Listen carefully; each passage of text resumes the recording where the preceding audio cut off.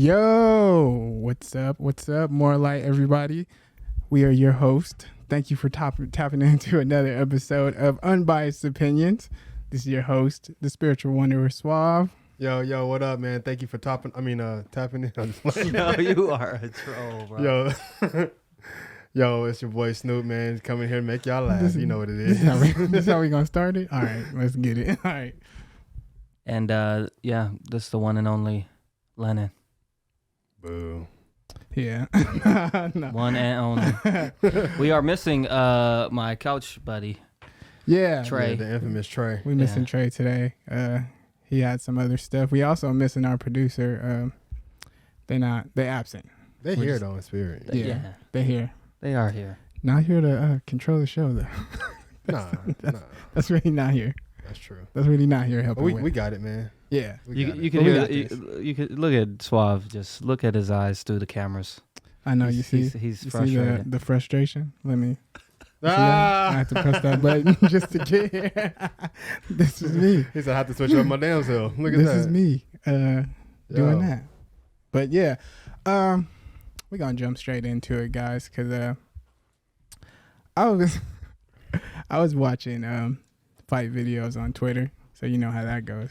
What, like street beefs or what? Just you know Twitter. Yeah, Twitter got all the fight videos. Okay, so just Twitter, regular, yeah. So regular fight, like the World Star style yes, fights. Okay. Yes, you know the World Star style fights. That stuff. But yeah, I was watching that, and then basically, there was this video of this dude. Well, first the woman was like, the girl that he was talking to was mad. So first she started like damaging his stuff or whatever.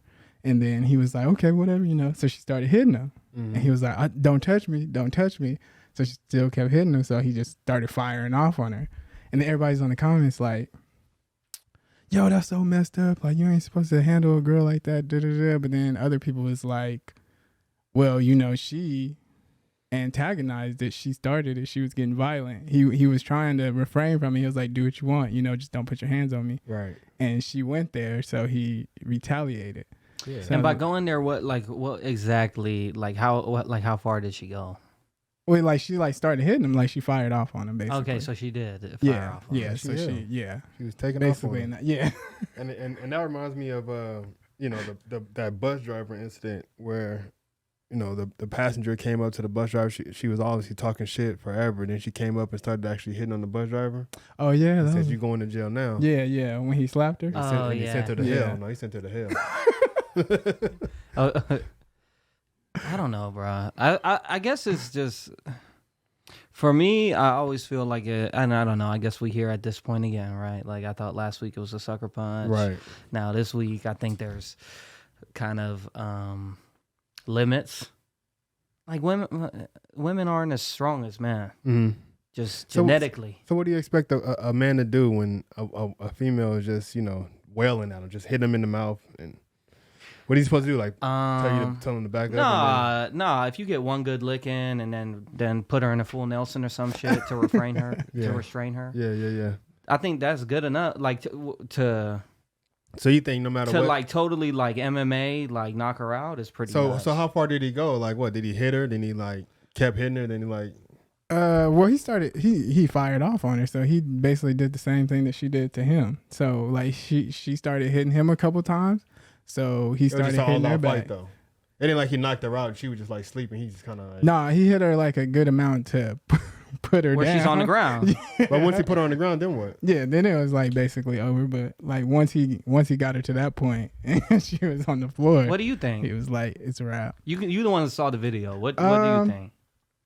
To be honest, because I would say this, like, this is what I like, the mindset I like to adapt for it. I don't think that it's okay for a man to hit a woman, right? Mm-hmm. But I also don't think it's okay for a woman to hit a man. Mm-hmm. So I feel like if a woman initiates something, then it goes back to that thing we were talking about last week when he was like, for the Draymond Green thing.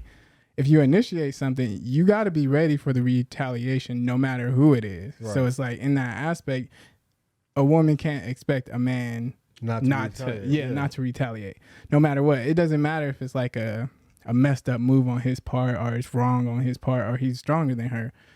she still shouldn't expect like I'm hitting you and you can't hit me back. For you sure. know, I feel like that's where it's like you initiated the violence, so violence can come back at you, and you got to just expect that. I agree with that. Yeah, I do too. I think it's more so just the thought of like, you know, she comes at him like this, and then all of a sudden he like all the way down to the ground, beating her ass. Yeah, you know, it's different situations. If she's coming at him like in like a emotional rage where she's kind of like just slapping his chest or something, that's one thing. It's like, all right, you know, you can probably grab her arms and push her back. Yeah. But if she come at you fist ball and hitting you in the mouth, bust your lip open. Yeah. That's different. You gotta at least punch her, like wake her up. Hey, wake up! Stop! You know what I'm saying? Like, stop! I can't knock you out. I'm gonna hit you, and a man has a right to defend himself. Yeah, for sure. I think anybody in the world has the right to defend themselves. It's just, it's just, I just don't think like because I saw a shopping cart video actually. Oh, you funny watched? Enough. You watched that one dude, right? There was this dude this girl, I guess, didn't put her cart back at like a Walmart or something. Yeah. And so he put it behind her car. And so she gets out the car like, what the fuck are you doing? Blah, blah, blah. And he like, put your cart back. And she like, I'm not putting it back. And she took like a water bottle and threw it at him. Yeah. And so he came over and was about to like knock her out. That's too much, though. You don't do that. What? You don't come over and hit her just because she threw a water bottle at you. Okay. So that's kind of my point. He didn't hit her, but he was, you could tell he had fist balled up. See, now that's stupid though, because obviously, you know what I mean? You initiated it. If she didn't put her cart back, all right, she didn't put her cart back, but that's not your job to fucking antagonize her about it. Yeah. You put the cart behind her car, and what if she's in a rush or something? You know, she got something serious going on. She's like, man, I ain't got time. She get in the car. You put the car behind her and shit. She's like, man, what the fuck is you doing? Like, you know what I'm saying? You stop me from going to do what I got to do. That's important. Yeah. I'd have threw a bottle at his ass too. Yeah. No, but me and you have already proven we that type. You though. have proven that you're that type. I have. Now you take a couple videos. Hey, I'm about to say we got proof, man. We're gonna edit it in this in these clips that you're gonna see that I put. Not only did I put a Walmart cart back, but I put a Target shopping cart back. And you know, Target carts are way more valuable than a Walmart cart. Man, those Target carts, they like all plastic and everything. Solid plastic, they clean.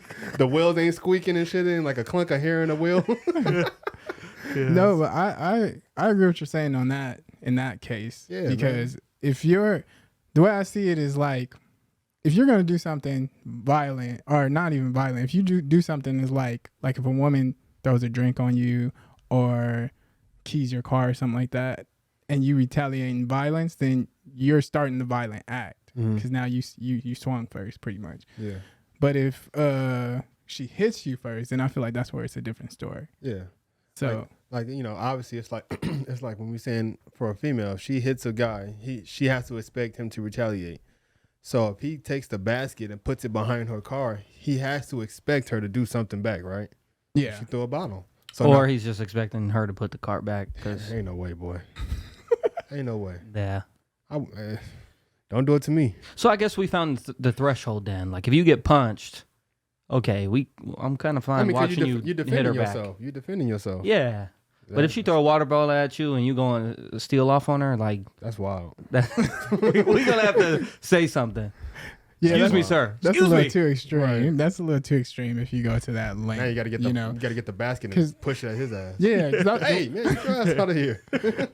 The way I see it is like there's different ways to retaliate if someone does something like that. Like for example, if somebody keys your car, like if a girl keys your car, you could throw bleach on her clothes or something, or you know, like cut up her wigs or something like that. You know what I mean? You don't have to retaliate. How do you get access? How do you get access to that? Well, I'm material? just saying. As a man, I feel like you shouldn't even do that. Like you shouldn't even stoop to that level. Yeah, you don't need to. You don't need to. But if you wanted to, you know what I mean? I mean, yeah, you could. Maybe write a nice subliminal on Facebook. I'm gonna write you a message. That's probably where it started from anyway. Yeah. She seen your ass comment on some girl picture, liking it and shit, and then I'm gonna come key that motherfucker's car, put the tires on flat. I'm gonna write a whole message about you.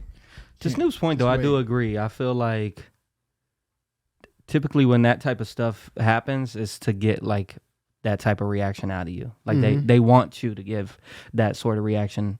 So if you don't stoop to that level, potentially you alleviate yourself of them continuing to do it, or Then you can involve the police or whatever. If you remove yourself and don't go to that same level. You don't react in that way. You kind of let that shit slide because you already know if she coming to key your car, she probably caught you doing something. You know what I'm saying? You can't get too mad at it. It's like, bitch, I'm gonna come bust your windows. Like, why, nigga? Yeah. You know you was fucking this other bitch. You know you was. This bitch and keyed my car. I'm gonna go ahead. Let me go ahead to the shop. Let them do that little $200 paint job. But at the same time, like it still stands that if the violence is initiated, that it can come back to that same person who initiated the violence. So I do agree that you shouldn't sue to that level in certain cases. But if somebody's firing off on you, I feel like it's hard sometimes for a person to resist. Like, all right, like I'm not gonna swing back, especially when you're hitting certain places. Like it might be that one area where you hitting that eye that's been bothering you and you got a headache now. Or you just came from the dentist, bro. You got that fresh cap on. Here she come. Boop, pop that mug right. You finna be like, mother. Yeah. I'm finna slap that weave straight off. That is crazy. I'm slapping that weave off. If you knock my cap out, I'm slapping your weave off. And that is fair. That is a fair trade. Yeah. That might even be a cap that, like, you had to pay a pretty penny for that just now, and then go through the little surgery. I got insurance, so it's probably like $25. But oh, okay. But then still, you had to go through the lidocaine and all this shit, them numbing your mouth and all that, like. And nobody likes getting those shots in the gums. Yeah, you know what I'm saying. It's not fun. It ain't fun. Yeah. So don't hit on people, y'all. Yeah. The moral of the story don't hit on people if you ain't ready to get hit. That was the same thing we were saying about Jordan Poole. You know what I'm saying? He pushed that man and looked away. I was like, what the fuck was you thinking? You knew he was. I do find it interesting though that like we're pretty much saying, hey, if a woman throws a water bottle at you and I see you hit her, we have an issue. But Jordan Poole pushes him, gets fucking Superman punch, and we say it's cool. He should have been expecting it. That's way different. It's not. I feel like it's not though. How? Because Draymond was the aggressor off jump, just like the dude with the cart was the aggressor that you were saying. Right. So she's like, hey, stop being aggressive toward me. She throws the water bottle. Just like he says, hey, stop being aggressive toward me. He pushes him off him. Yeah, but you don't both come at him, and then one is cool and one is not. You don't know the dialogue that was going on behind it, so we don't really know the dialogue that was going on with the parking lot. He put the cart behind the car because she didn't put it back. That was it. They didn't have no dialogue. They don't even know each other. He might have called her a bitch or something. If he called her a bitch, called her a bitch, then put the cart behind her car, and she threw a bottle at him, and he got upset. It's like, bro, why? What did you expect? I know. You called a random woman a bitch and then put a cart behind a car. I just feel like the formula in which both situations happened are very similar, and we say one is not okay and one is okay. But we're not saying it's okay for Draymond to punch him. It's okay? We're not saying it was okay. We're just saying you have to expect it. We were saying it wasn't a sucker punch. That's like the guy shouldn't expect that. That's right. That's what I'm saying. Like, you can't get mad that she threw the bottle. That's my bad. She threw the bottle. Like, you put the cart behind her, she threw the bottle. Yeah. That's that. It's like, yeah. That's true. Jordan Poole pushed him and he hit him in the jaw. What did you expect? They actually playing together right now, though. Yeah, I was about to say. I wonder how they're doing. Are they? Yeah, they're playing the Lakers. Golden State, yeah. They just got their rings and shit. I mean, they all looked happy. They were smiling and shit. Oh, so he just got paid. Now? Yeah, he just got paid. $109 million, 4 years, right? 146. Whew. Yeah. Damn. Oh, shoot. It's more than Jordan and Barkley and Patrick Ewing and all those players. Damn. Can you imagine? You know what I mean? What, it's going to be in 20 years? Yeah, that part. Yeah. Like, did you hear what Giannis said? Mm-mm. About, I forgot who he was talking about, but he was saying, like, in the future, I can't get mad because they're going to be making, like, $999 million. Yeah. You know what I mean? 4-year contracts and shit. And I was like, damn, I can only imagine being Michael Jordan or shit, Dr. J and shit. And, you know, you was like a pioneer in the game one time, and you probably still ain't making the type of money that a third string player is making today. Yeah. You know what I mean? So I was thinking, like, that's crazy. Can you imagine, like, sitting there looking like, damn, this motherfucker just made 109 million. 146 million. That's what I was hoping for. Shit. They wouldn't even give me 80. He's like, I'm still over here trying to apply for Walmart. Yeah. But that's kind of the art of startups. It's always you're gonna be the pioneer, just like, you know, even like civil rights things and stuff like that. Like if you was at the brunt of it, you're not gonna get the same sort of benefits that someone 20 years down the line after it changes got. You know what I'm saying? No, absolutely. Because even like with, you know, I'm in esports, and right now we kind of go through that where like there's like a base pay, and you can make incentives off winning, but at the core is base pay, and if you don't win, you know, like you can control winning, but also like there's things out of your control when it comes to results. But you know, the players should unionize, and that's what comes. Oh yeah, so we unionize, and someone like does it for 5 years, and then y'all finally get the, you know, the contract or like the agreement, the CBA. Then you see 20 years down the line, they like, damn, they getting 10 million base pay or something, you know.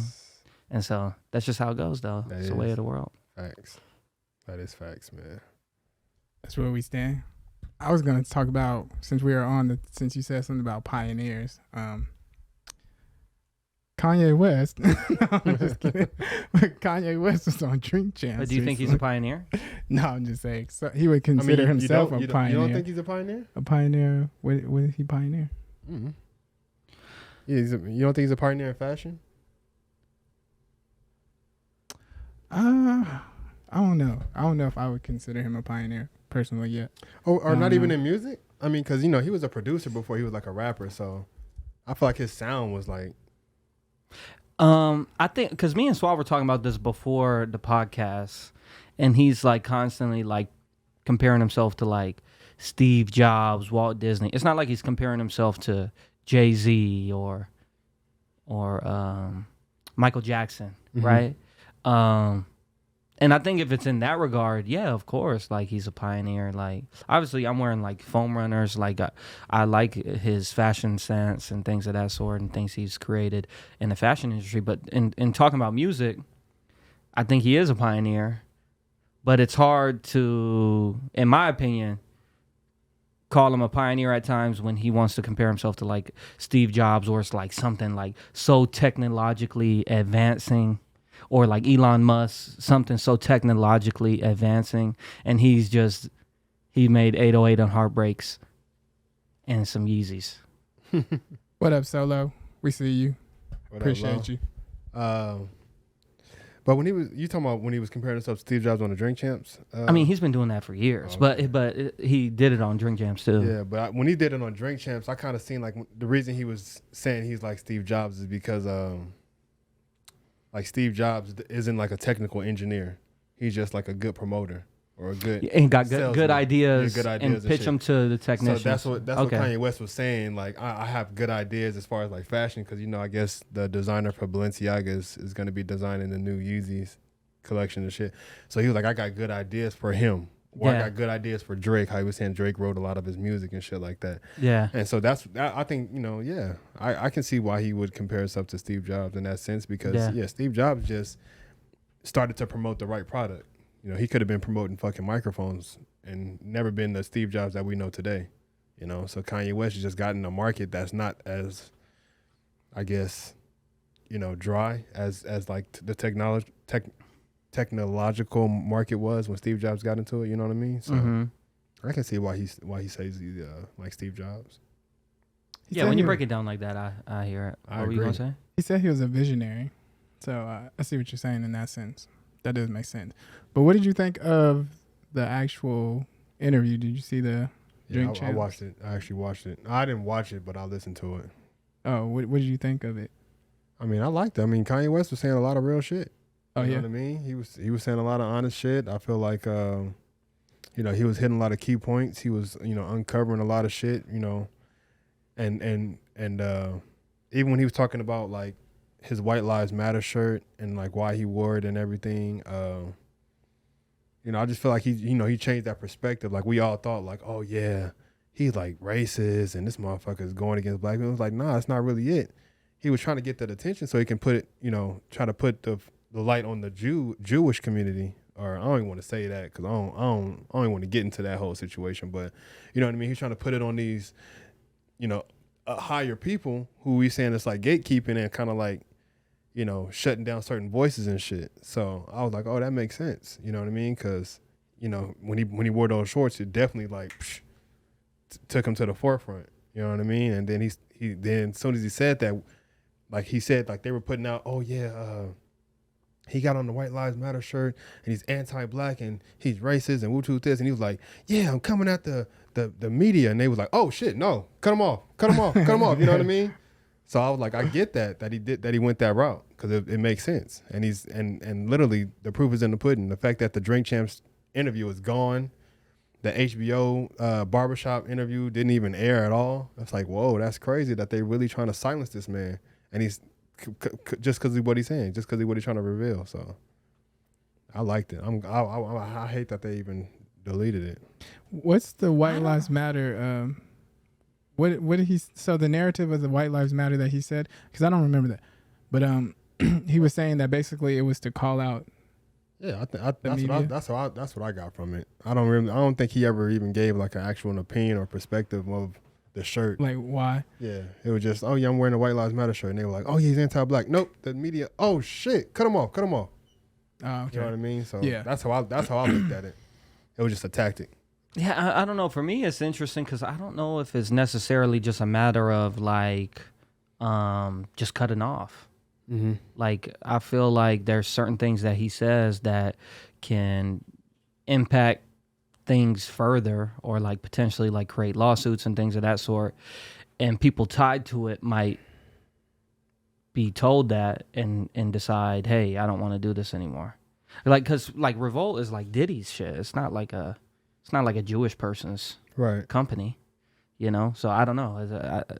But I get it. But like, obviously they connected to somebody that got some kind of power to pull the plug. Yeah, I don't know if it's necessarily just like, hey, we don't like that he said that, so take it down. It could be informing somebody higher up within the company, like, yo, this can be like really detrimental to our brand type thing. And there's no telling what it is. Like, obviously, that's kind of the issue within Hollywood and like what. Did you watch the whole interview? I watched like 35 minutes. So what do you think about the 30 minutes you seen? It was cool. I felt like there was times he like rambled on and I didn't really understand. Like when he brought up the George Floyd thing and like brought up how it was fentanyl and that the girl's name, that it wasn't actually the mama's name, it was his girlfriend's name. I don't really know what any of that. Yeah, I don't understand that either. Pertain to. Right. I do agree with the fact that he is at the forefront. Or I don't know. Is he at the forefront? But he's currently in this mindset of like building within like the black community, similar to like what the Jewish people do. I think that was kind of the narrative he was trying to paint right there. It was like, oh, okay, we're not drinking Hennessy no more. We're drinking Douce. Right. But I don't know. I feel like no one forced him to. I don't know. No one forced him to like marry a white woman or these sort of things. And so now it's like, I don't know, now since he's going against them, maybe he's trying to rally this side now to say like, yeah, get behind me because I want to build and build. But it's like, I don't know, 5 years ago. Yeah, I mean, I feel like he's like having a realization moment, just like when he came out and said like, oh, Sway did have the answers and shit. Mm-hmm. You know what I mean? So I feel like he's probably having a realization moment because, you know, Kanye West was a certain way at first. You know, I feel like he was real hometown, you know what I mean, a hometown dude, real Chi-town, you know, really for the culture. Then once he started to get higher up, he kind of like switched and became everything he said he wouldn't in his music. Married a white girl and shit and all that shit. So I think now that he's seen like the backlash of it, how it can come against him in a sense, you know, how sometimes people are just really out for money and they don't really care about nothing else. Like, he's like, oh shit, man, like, you know what I mean? I actually need my people behind me. Mm-hmm. So maybe that's what it is. Maybe he just really had a realization. You know, he had that moment where he said slavery was a choice. And I feel like a lot of people got on his head about that. So, you know what I'm saying? Maybe he kind of stepped back and was like, oh, shit. But he's still doing things that make people do that. And I'm totally for, like we had brought up, like we're going to talk about like the art of maturing and like experience and stuff like that. But at what point is it like this person keeps doing not public outcries, but saying off the wall shit and then spinning it and saying, "Oh, I learned from that 3 years ago. Oh, I learned that." It's like he been doing this. He said that in an interview too. He's like, man, you know, we all have the right to be wrong. Yeah. So I don't know. I mean, I feel like as long as we got freedom of speech, you're probably gonna do it forever. But that's kind of my point. Like, at what point is it just like to gain attention as opposed to actually what you're feeling within the moment? Like, he wants to run for president really bad. Who's to say like all this stuff isn't to like rally a certain section of the world? And then he goes and talks to Candace Owens and tries to rally up this part of the world. And so that's more so how I'm looking at it from like an outside view. Just like, okay, what is the like? Where's the connections here? As opposed to like, okay, yeah, now you saying let's build together. And, you know, you learn from your mistakes 3, 4, 5 years ago. But shit, at some point, I want to see action. Actually, action and actually some growth. Yeah. Like, I don't want you to always come out and be making mistakes or making, like, wild statements and being wrong and shit. Yeah. Yeah. I understand that, too. I kind of wish he would have connected the both sides more. Like, I feel like, because, like, the stuff he says with, like, Candace Owens and when he's over there, I feel like he didn't touch on it a lot when he was in this interview enough. You know, like he briefly like skimmed past the whole thing about like Planned Parenthood and all that stuff. But I feel like if that's like truly an issue you want to address and that's truly something that he said in other interviews, I feel like he should have brought it up. What did he say about in that interview? Like how it's an issue like black babies dying is at a higher rate. It's like a Holocaust. Yeah. Mm. Yeah, basically. And I feel like and so he's saying he doesn't agree with abortion. No. Yeah. Yeah. Because I'm just making sure his takes align, because when he was running for president, he was on stage crying because, you know, he was saying his dad wanted abortion and his mom said no, and so he's very anti-abortion. So I was just making sure that, you know, it didn't He just then switch. Yeah, now he's telling all the black people, hey, I love abortion. You know, it's like, damn, bro, come on.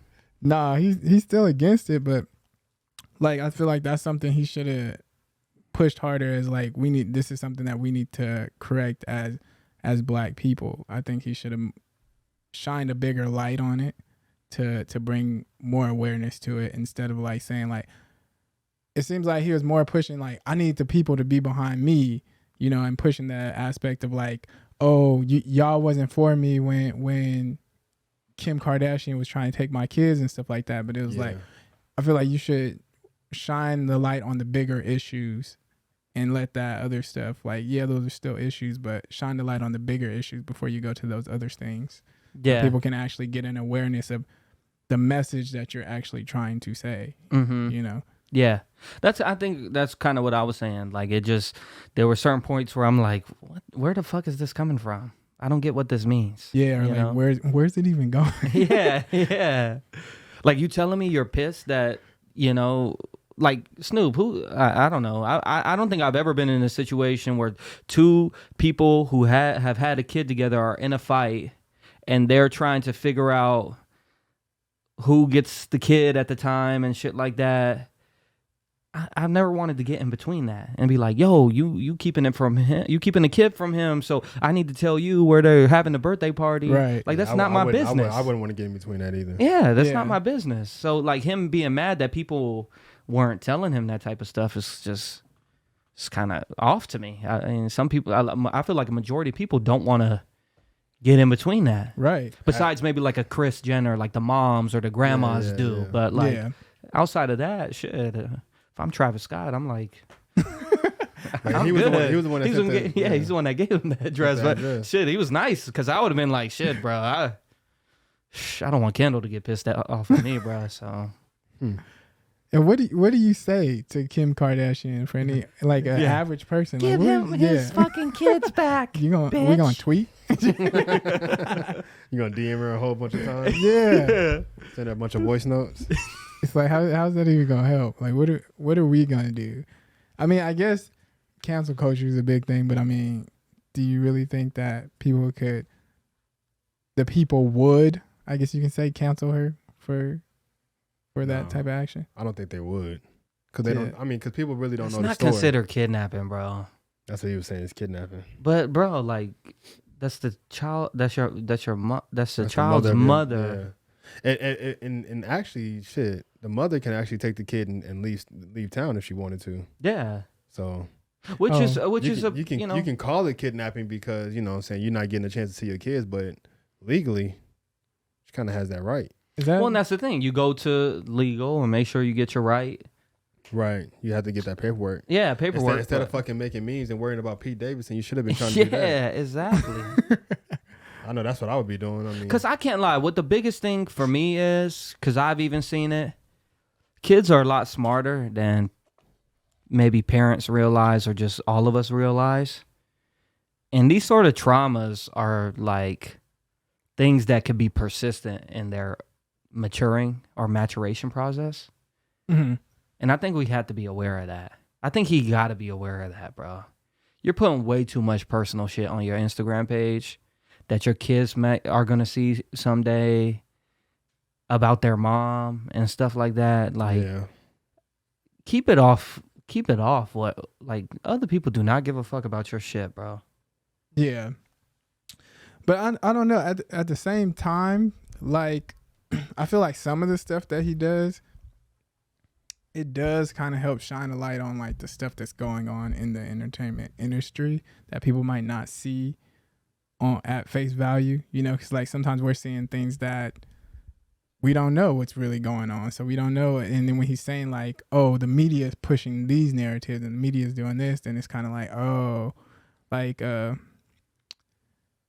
guess it wasn't really nothing that we really need to worry about. But when he was kind of saying how the Scooter Braun thing that I was telling you about, like Scooter basically was trying to go behind Elon's back and doing all this stuff. So yeah, so it's like all this shady stuff that be going on behind the scenes, and it's like, dang, it's like really like this in the entertainment industry that people's really doing this. Or when people would tell Kim to do certain things to get more, you know, tell people to get the vaccine or tell people to do this, it's like, dang, this is really going on, and people was unaware. You think that's just you think that's just an entertainment thing though? I feel like that's the fucking world. That's the world. Yeah. It's not just entertainment. Everybody. That's why they say don't do business with family, don't talk politics, don't talk financials. Yeah, don't talk religion, because a lot of those things create division. Mm-hmm. Yeah, and so like, it's just when you're in the entertainment industry, and that's your livelihood. Everyone is survival of the fittest at that point. So everyone's going to try and be getting the next leg up, the next thing that they want to do. And so, yeah, it might be on a bigger scale that this guy is trying to get over on this guy's stocks or his company or whatever. It is what it is. It happens to everybody. You can't look at it like just because they're rich and famous that they're not still trying to make that next quick buck. You know what I mean? Because just like people are on the streets, like, you know what I'm saying, your homie will definitely try to, if your homie will try to fuck you over, you better believe if you making hundreds of millions of dollars and your business partner, if he gets some insight about your business that he can come up on, he's probably going to take that chance. Yeah, if he has an opportunity where you let him go over your financials and he realized you don't notice he's taking out $1,000 every month or something, you know, that's how it goes. That's just how it is. We were talking earlier, I don't know if it was on the podcast or not, but Jordan Poole just got paid $142 million over 4 years. And we're like, damn, that's a lot of money. Right. But there was, you know, ESPN had this documentary like 5 years ago called Broke. And it went over all these guys who got these multi-million dollar, and they broke as hell now. Mm-hmm. And it's because, and so we could look at these people like Scooter Braun, but like if you're not constantly trying to make more, you're not going to supplement the lifestyle that you currently are living, you know? And so it's just on grander scales the more you go up. But, you know, I mean, yeah, it's bullshit. It's ass, and within that industry, you know, it's probably a little more weird because within that industry, it's you know, it's all 1099s. Everyone's their own independent contractor. All those LLCs and S corporations, and when you get into all and that everyone's shit. Going through this loop and that loop and all this shit, so it's a lot more. Damn, can catch you off guard, but you know, it's just like the homie you let borrow. $20, and you know, he said to get it to you next week. And or you said he's gonna go buy something or sell you something, and next thing you know, shit's getting repoed or some shit. You're like, God damn, the fuck. But I mean, to me, it's a lot worse in the entertainment industry because of influence.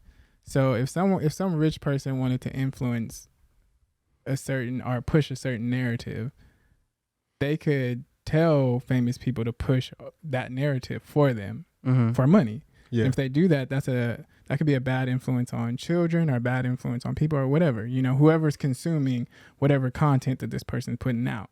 If I want to put out a certain narrative and I'm like, well, I'll pay you $50 million to do this.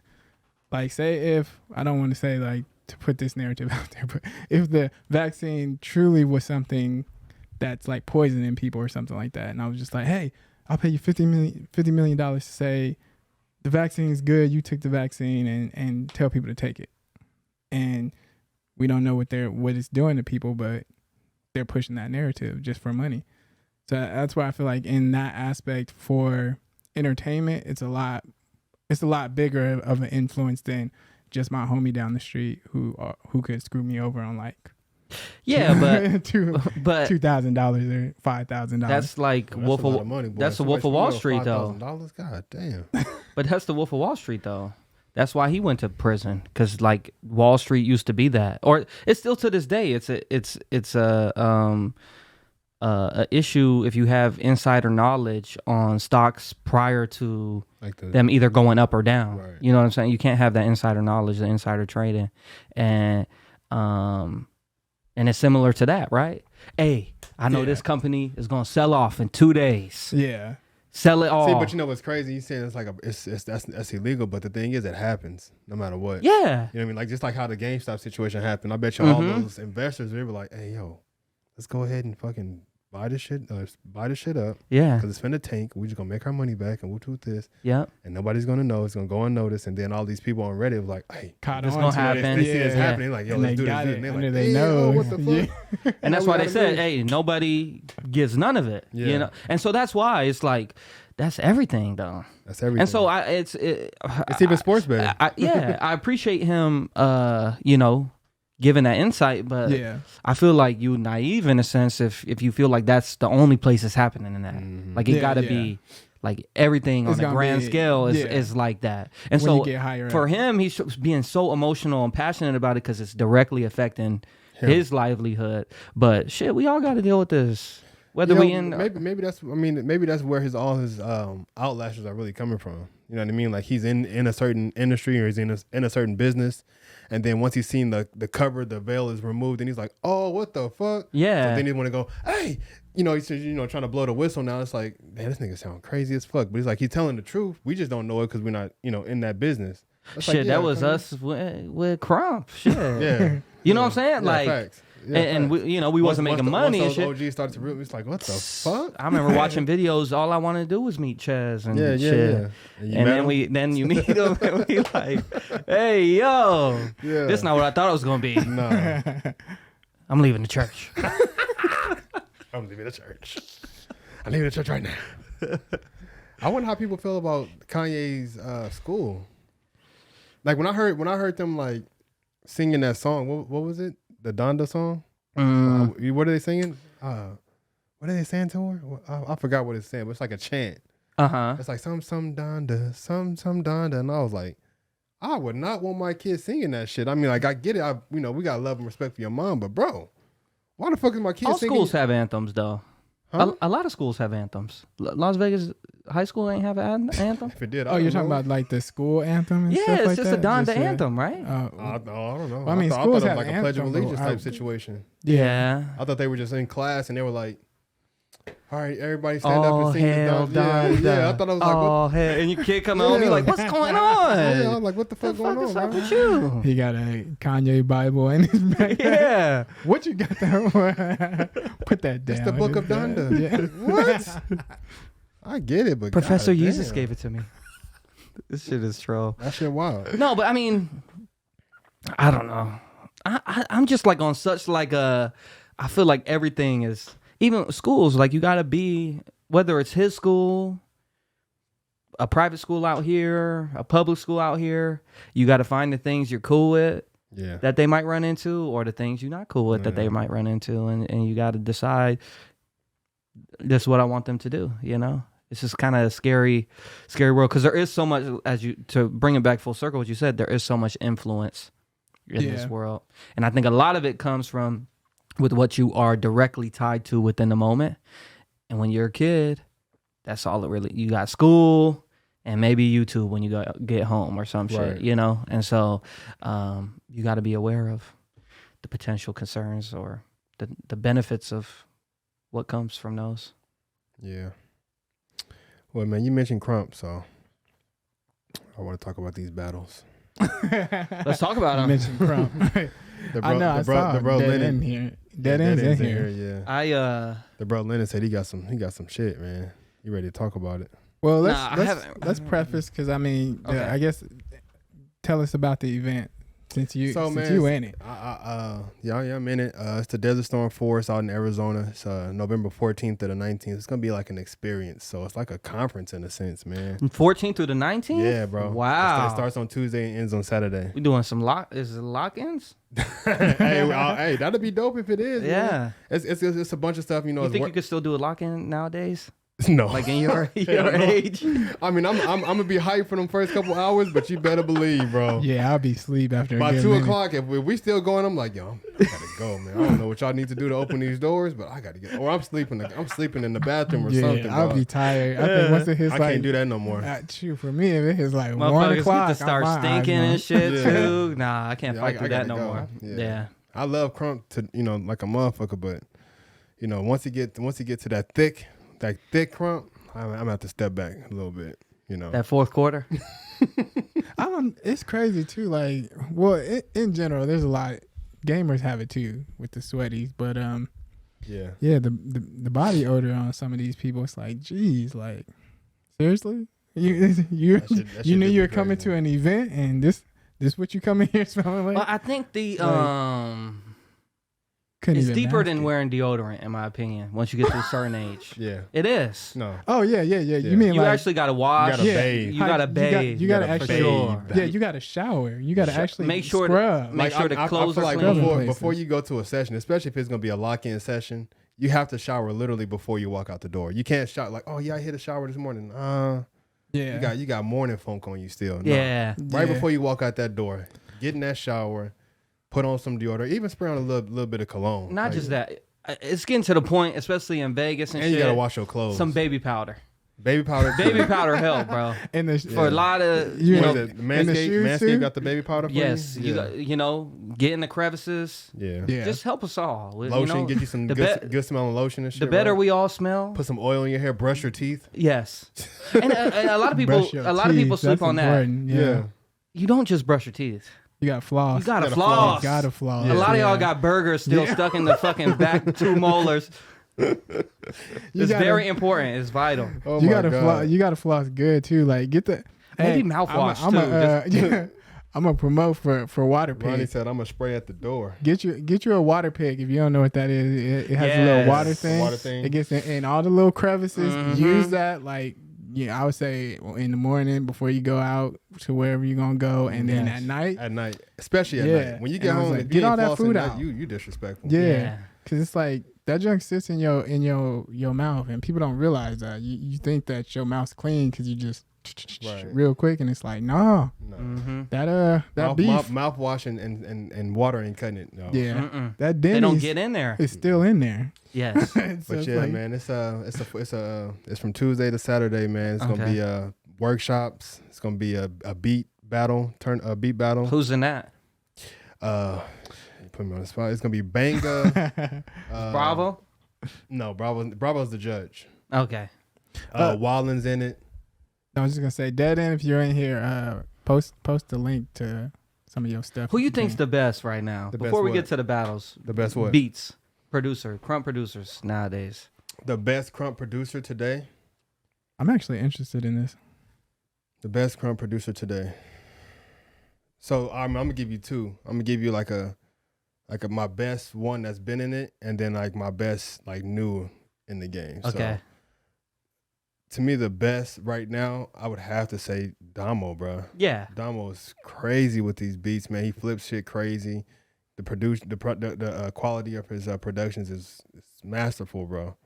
So he's top. And then like my the up and comer is Rug Boy, man. I don't know if he's making the beats, but his recent album is fire. I haven't heard any of his Oh shit. my god, bro! That You know who I like? Oh, you go ahead. I was about to say his music just brings back like that old feeling. Like you remember when you used to hear like when you first heard Wildin'? Oh, it's like that. Oh, dang. When Wildin', like you know what I mean? It's just like something that's just buck. Like you want to dance to it in a session for like a couple hours. Oh, so like the ones that tracks that last for a minute. Yeah, Type thing. Like Capital. Yeah, Capital. Really? Yeah. Like Okay. he's putting like some crazy tracks out right now, and he's Capital. actually I think he's like breaking walls down with like that's funny I said that, but he has a track called Breaking Walls Down. Pull the Walls Down. Yeah, but he's like breaking walls down. I feel like he's like creating a whole new genre with his music, so it's fire.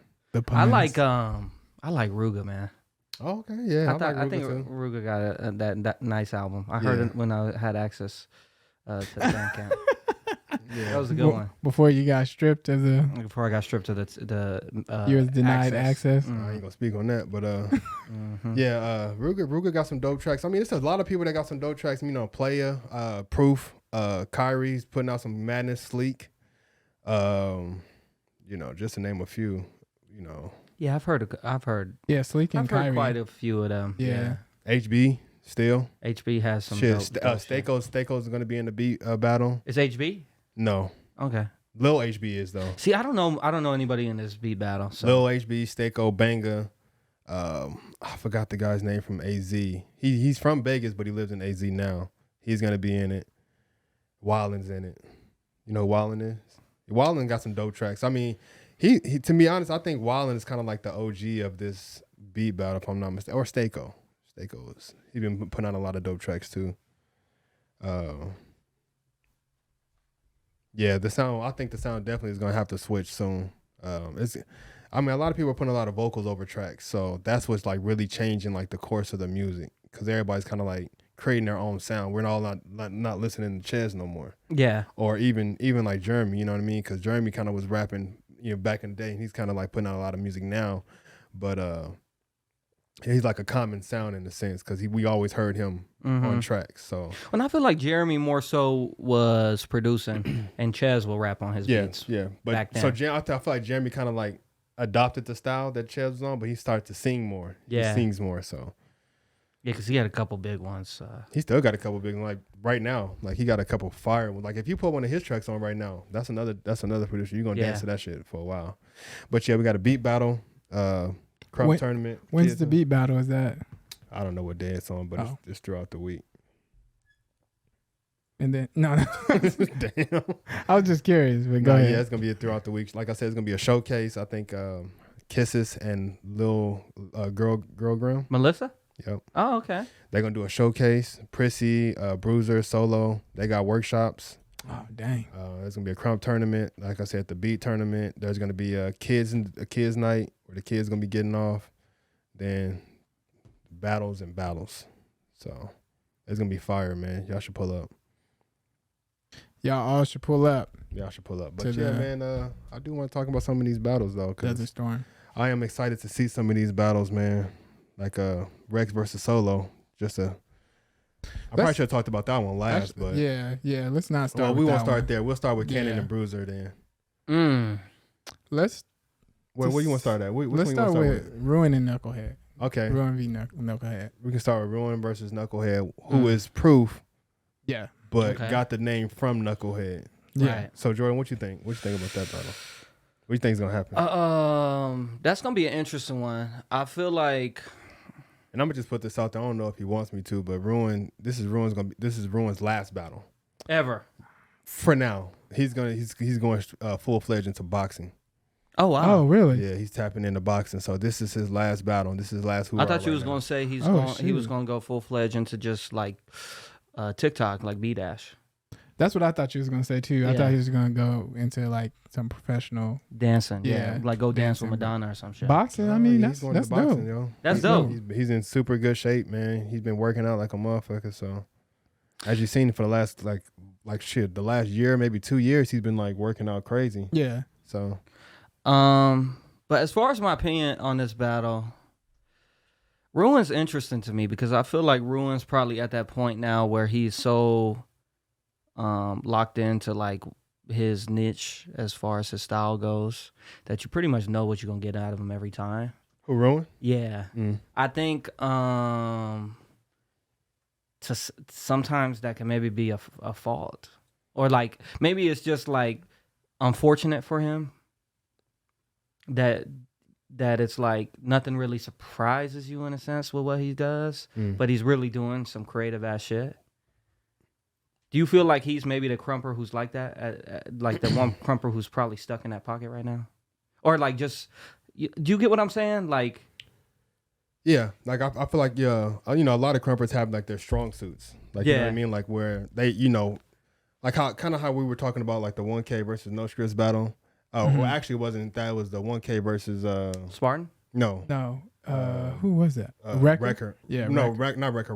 Wrestler. Yeah. The 1K versus Wrestler, and we were talking about like his combos, and I was like, well, I mean, his material was fire, but people were saying like, but 1K is known for his material. So when he's not doing it right, it's like, I mean, of course we know we're gonna get it, but it's not nothing special. It's not nothing new. It's not nothing, eye popping and shit. So a lot of people felt like, that's why Wrestler won, because he wasn't doing like topper or newer shit. Yeah. But I feel like with Ruin, I don't know, man.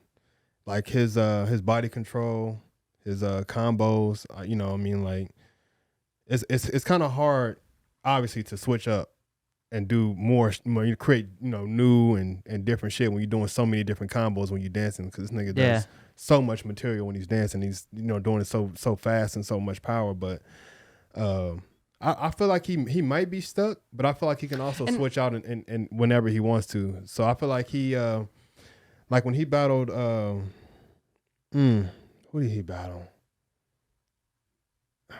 Remember I had you watch it? I forgot though. I forgot who he battled, but he battled somebody at an event, and he battled Garrett. Oh, Jay Striker. Yeah, he battled Jay Striker, and I mean, shit, dogged him. Yeah, it was crazy. Yeah, but I don't think. Yeah. And so like that's kind of like I'm saying, like he can get to that level. Yeah. I think it's just more so I know exactly pretty much what to expect when he comes in. That Proof can kind of come in and like shock some people in a sense. I feel like he more so has the upside in the battle. So who would you? I mean, yeah. Who would you go with as your prediction to win that battle? I think always I'd like to go with consistency, because you never really know. So you saying Ruin? I think Ruin probably is my favorite to win it, but I could see like Proof is kind of crazy. I see him do like. He's a bigger dude, very agile. But he's agile for very a bigger agile, dude. Yeah, like obviously you've seen big dude or bigger dude like Solo, for instance, but it was more so combos and things like that. Whereas Proof, like his footwork and shit, his is kind of his levels and stuff like that is really innovative for his body type, and I think it leaves room for like he's getting up there this battle. Yeah, I feel like a lot of people are gonna sleep on Proof because Ruin is Ruin, and he's like super fast, and people are gonna think like Proof is good and he's all this, but he's not gonna be able to like keep up like with the power that Ruin puts out.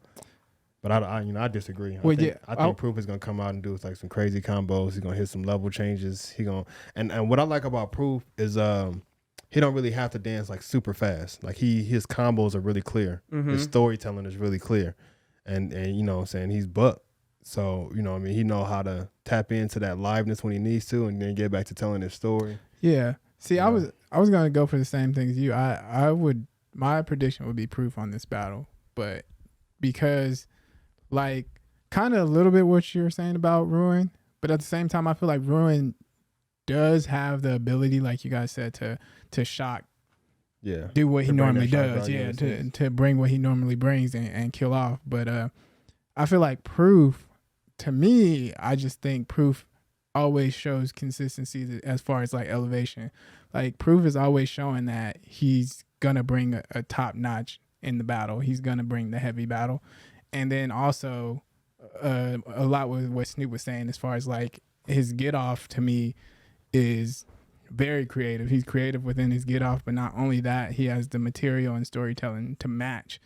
So I feel like with that, Proof is going to bring a more complete round, in my opinion, with like everything to attack everything. And I feel like Ruin, sometimes he can be really creative in the kill off and the material and all that. But then in the get off, he's not hitting us as hard as Proof would. So I would edge it to Proof. And I don't. Ruin's really created his own style, so I don't want to like knock on him about it. But again, just like within his get off and things like that you're saying, it's more just like a consistent. You know what it is. There's never really a. I feel like he more so gets elevations in his rounds from his crazy combos and kill offs, as opposed to like his get off. Yeah. Whereas I could see Proof like having a get off to get it up. Yeah. Pause. But also, it's a damn shame. To get the levels up. Yeah. But then like he has the sort of material and combinations where it could elevate even more, and that's why I think he has like the upside in the battle. Ruin? No, Proof. But I feel like it's always safe for me to go consistency. Yeah. Which I might contradict myself later, but y'all know who I'm talking about. I think I know which one what battle you talking about in that sense. I think. For me in that battle. Wait, are you going to that next to the? No, I'm talking about Ruin versus. Oh, okay. I just wanted to give my little opinion real quick. I think I'm gonna go with Proof. I'm not even gonna say why, because I'm gonna be wrong if he lose. So, do you think this battle, who goes first, matters? No, I don't think it matters. I think both of them have the ability to kind of create their own environment. Yeah. I agree with that. 100%. So whoever go first, they're gonna create that energy, and whoever goes second, they're gonna match it with their own vibe. Because I know Proof got a crazy track. He probably rapping on some shit. For some reason, I feel like if Proof goes first, he could really set like a foundation. Like a crazy but tone. But I wonder if that also makes Ruin, if he goes second,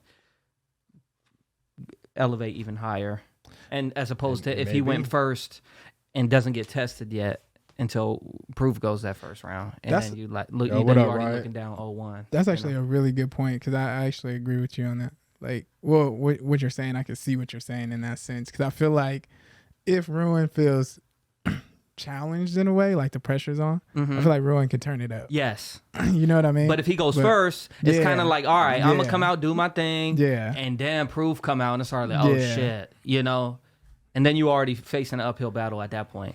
Whereas if Proof goes first, then Ruin already gets to see it, and it's like, he knows where he now needs to I know. Yeah, he knows exactly where. But I don't think Ruin's gonna slack. Even if Ruin was to go first, he's gonna overload. Yeah, he's gonna max the fuck out. Yeah, no matter what. Well, I think he so would, too. Yeah, but I don't think he would at the level that he would if he saw Proof go. Yes, that's and how Proof I feel get too. off crazy. I think he'll be like.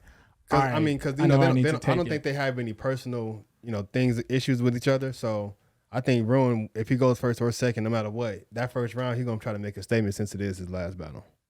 When's the last time Proof battle on the West? I'm not sure. You probably, I'm just saying in the sense like I think that stuff matters too. It could have been the last Desert Storm, but I'm not sure. Last time he battled Dread. I feel like that stuff matters for motivation and shit too. I don't think Proof. I don't think Proof cares. Yeah. No, I'm just saying, like, just West Coast, Yeah. I don't think it changes anything. Because the thing is, it's not like he's coming to a different crowd. It's gonna be hella East Coast there. That's true too. Hella South there.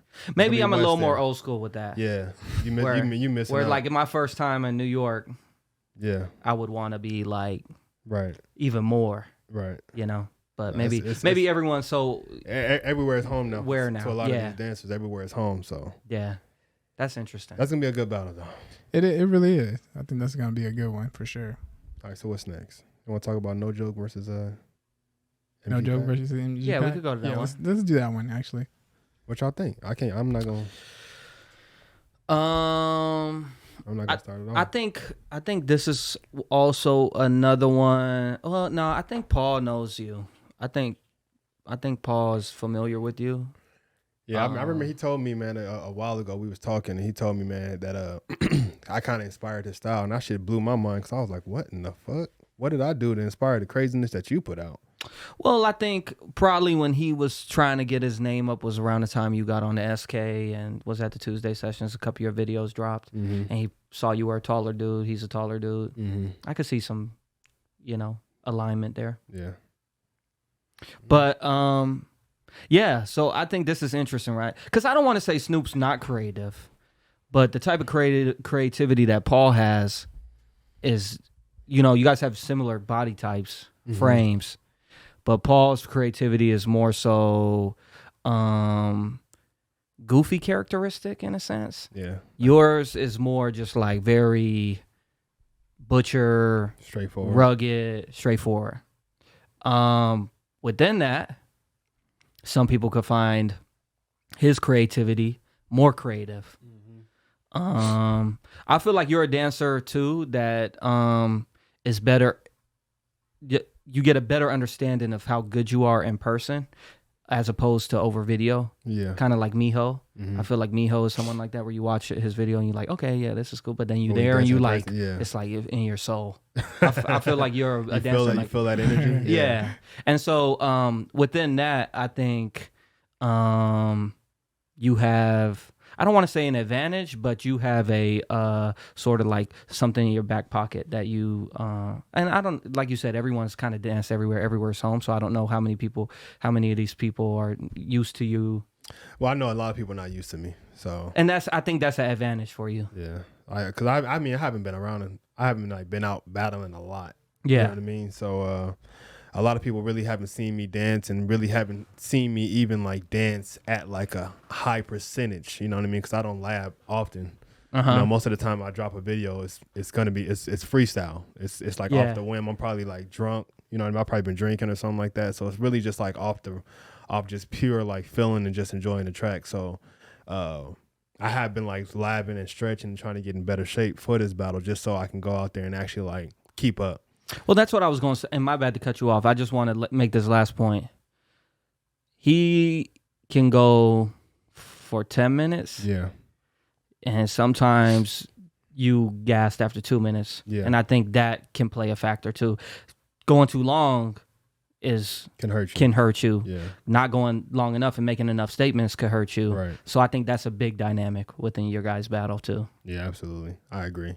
That's why I'm trying to like to build my stamina up and get back in shape because I don't want to go out there and dance for 45 seconds to a minute. Because in my head sometimes I will dance, and I get to a point and I would feel like I don't even need to do no more. You know what I mean? I feel like that kind of hurts me because when I get to that level, people are looking like, all right, yeah, we ready for more. And just to spaz out, or like just. Oh, I'm done. Nigga. You want me to? I just pulled. You want a second round or not? My back and my hip and my sciatica. Like, what more do you want? Goddamn. Y'all said 3 rounds. Shit. Right. It's hot in here. What was your prediction? Did you give a prediction? I think Snoop can really. Don't be biased. Make a statement. No, like I said, you've seen a lot more of me at a higher. I've seen a lot more level. Of you, and I've watched Paul, bro. Yeah. And there were certain battles where I'm like, damn, this is like super crazy from Paul. Where like it was when he was under Solo. I don't know if he still is, but like when they went to maybe it was called the Overhype at that time, but he had battled LeVar, I think. I remember that. Yeah. And he was crazy. Yeah. But I feel in that moment, the dynamic is different than this moment. I feel like he's the favorite in this moment. I feel like in that moment, he was the underdog. And I think that dynamic plays a factor. I think even for you, that plays a good factor. So I think I'll ride with Snoop. Like I said, I think in person, it's a totally different feeling watching Appreciate Snoop. That, right? He said I was a problem at Gangland. Yeah. I shocked a lot of people there. And see that and I felt like that was like you wanting to make a statement. I remember 6 months ago you had battled Boy Bat down here in the garage. Yeah. And that was one of those moments where it was like you were just in that mode where you not necessarily wanted to prove to people, but you wanted to dog somebody, right? Well, I was battling somebody I looked up to forever. Yeah. So, you know what I mean?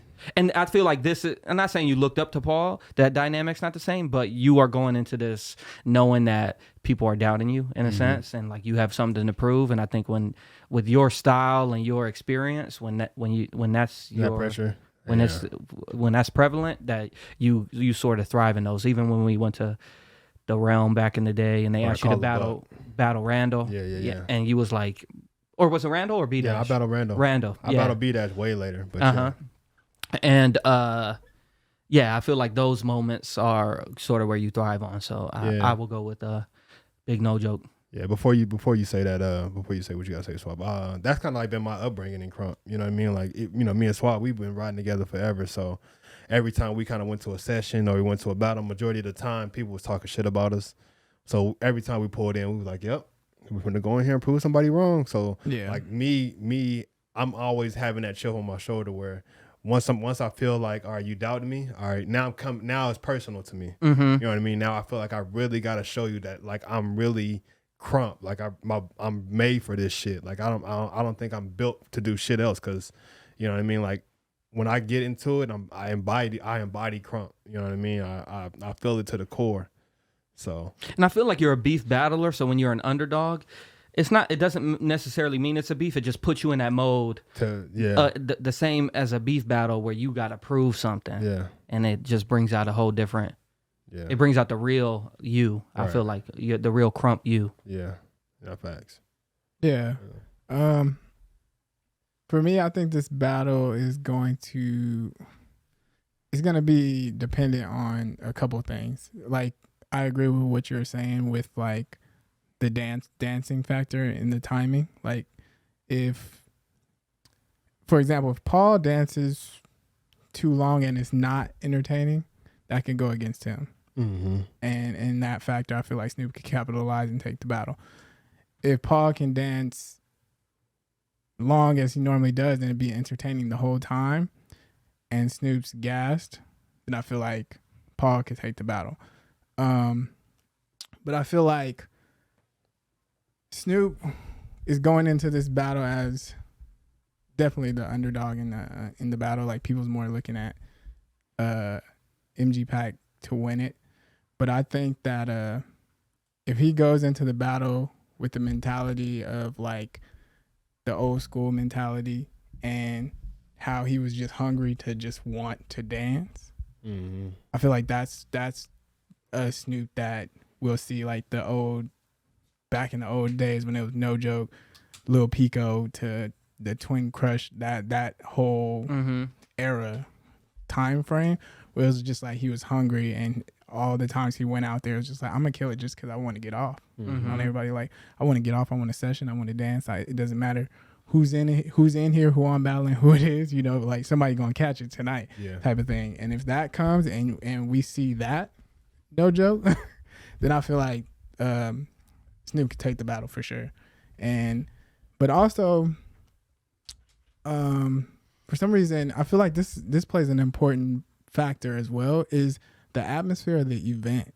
Yeah. You know what I mean? Because I feel like if they're like on some like, oh, we want to see spectacle, we want to see the big kill-offs and stuff like that, they're going to be more feeding that energy to MG Pack. But if they're looking like, oh, we want to see niggas get crazy tonight, they're going to feed the energy to Snoop. And I think that's what's good about this generation of Crump.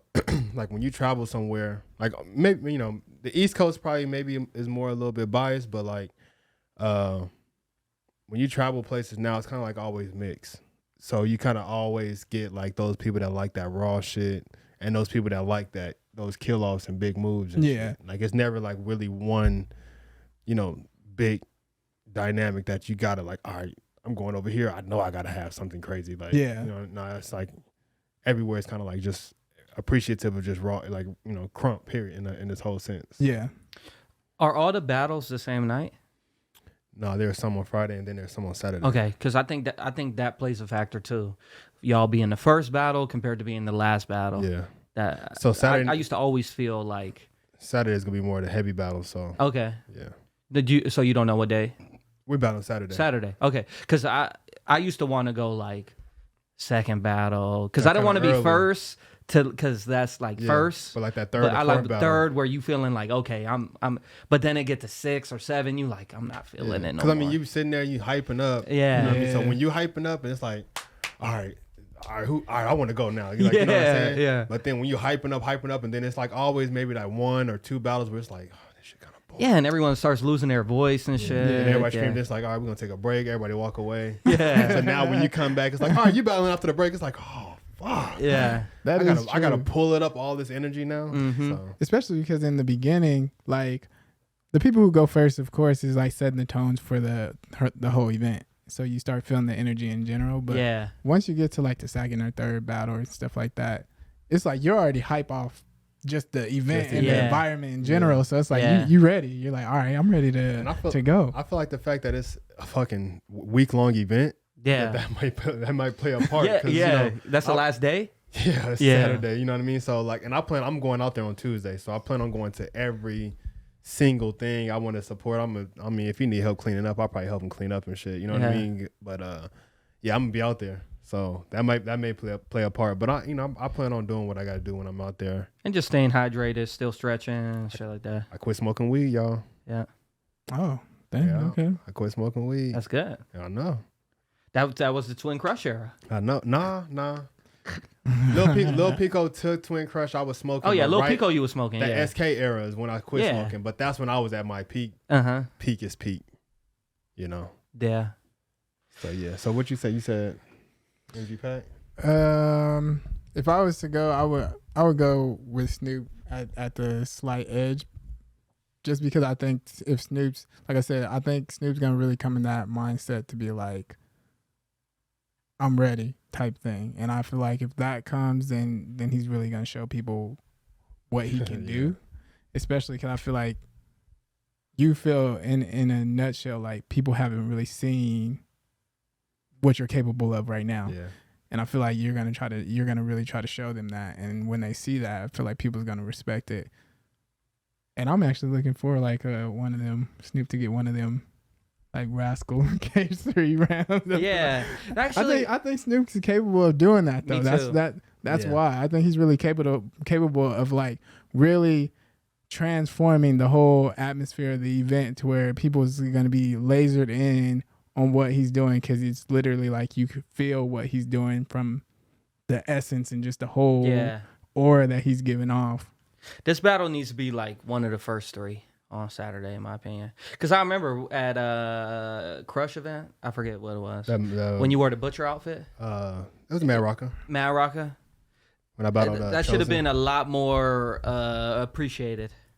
But remember, Chosen was late. Y'all was like that 10th battle of the day. Yeah. It was dead. Yeah, it was a little dead. Oh, yeah. Whereas if this is like 3rd battle, I think that plays a factor for you. I don't think this ain't going to be like the same. Not to say like the Mad Rock was just poorly promoted and stuff like that, but this battle is going to be... I think there's more fans going to be here, you know, of Crump that just want to see it. So they'll sit there and wait all day. You know. But humans are humans, bro. We get tired. Yeah, that's all I'm saying. We get tired. So I would love to see this. If you're there, you better stay awake if I'm the last battle. I know that for damn. No, we got to make you the top 3 battle. They're gonna be coming to Ronnie like, hey Ronnie, can we? Can I slide you something for Nojo versus NG Pack? We need to get that going. I gotta go home. I gotta take my medication. Right.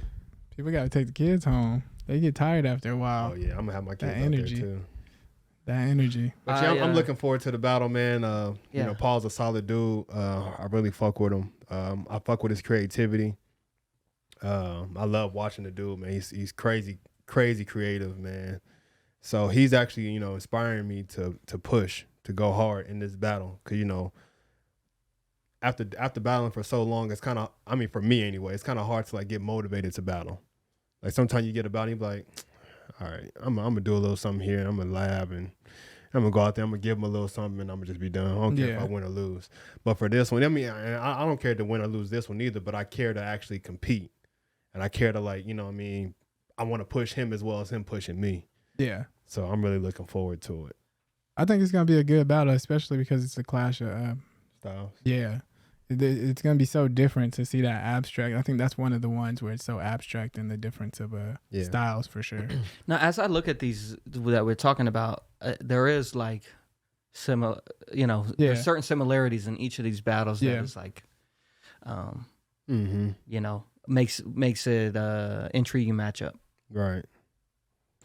Like this Lady C4 and Lady Dead End. Yeah, that's the one I can't even lie to you. You don't know?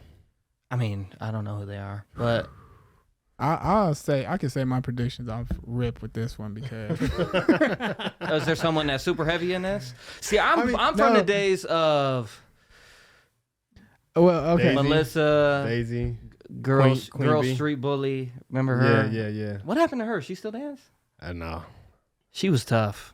I think she went to college. Yeah, Daisy, Lil Daisy. I watched a little bit of Yaya. I thought she was tough, but What about what's her name? Yob. no, see, I don't know what that is. Yeah, she from overseas. I was thinking, shit. Oh, girl, man, she was out here. Oh, you talking about the one? She kind of looked like Halle Berry to me.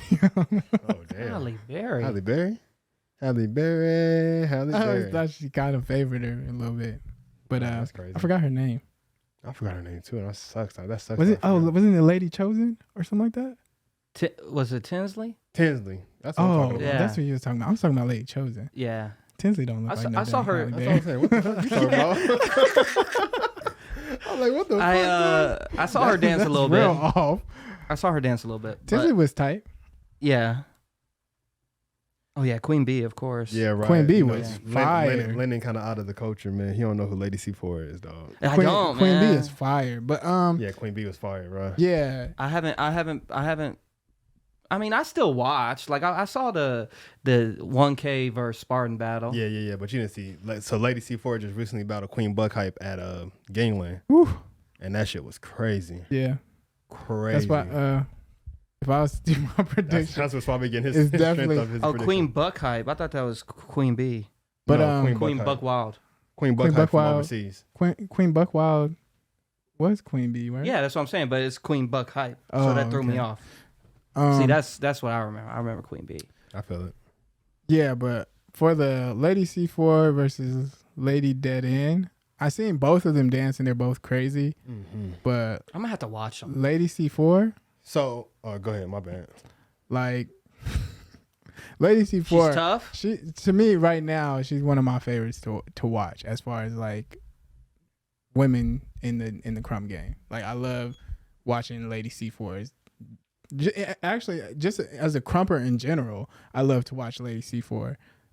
She's just so crazy and creative, and she has like so much character and style in what she's doing. It's just like it's insane to watch what she does. Yeah. And I feel like Lady Dead End, like she does bring some hype. She has a lot of energy when she dances, and I feel like she can bring some kill offs. But I just feel like as far as like really like having that storytelling and like building your round, Lady C4 is just gonna do that. And I feel like that's where I feel like she would take the battle, and I would give it to her in that sense. Why don't who do you do photography with? Diamond? Why don't she be out there like this? Oh, she's not really.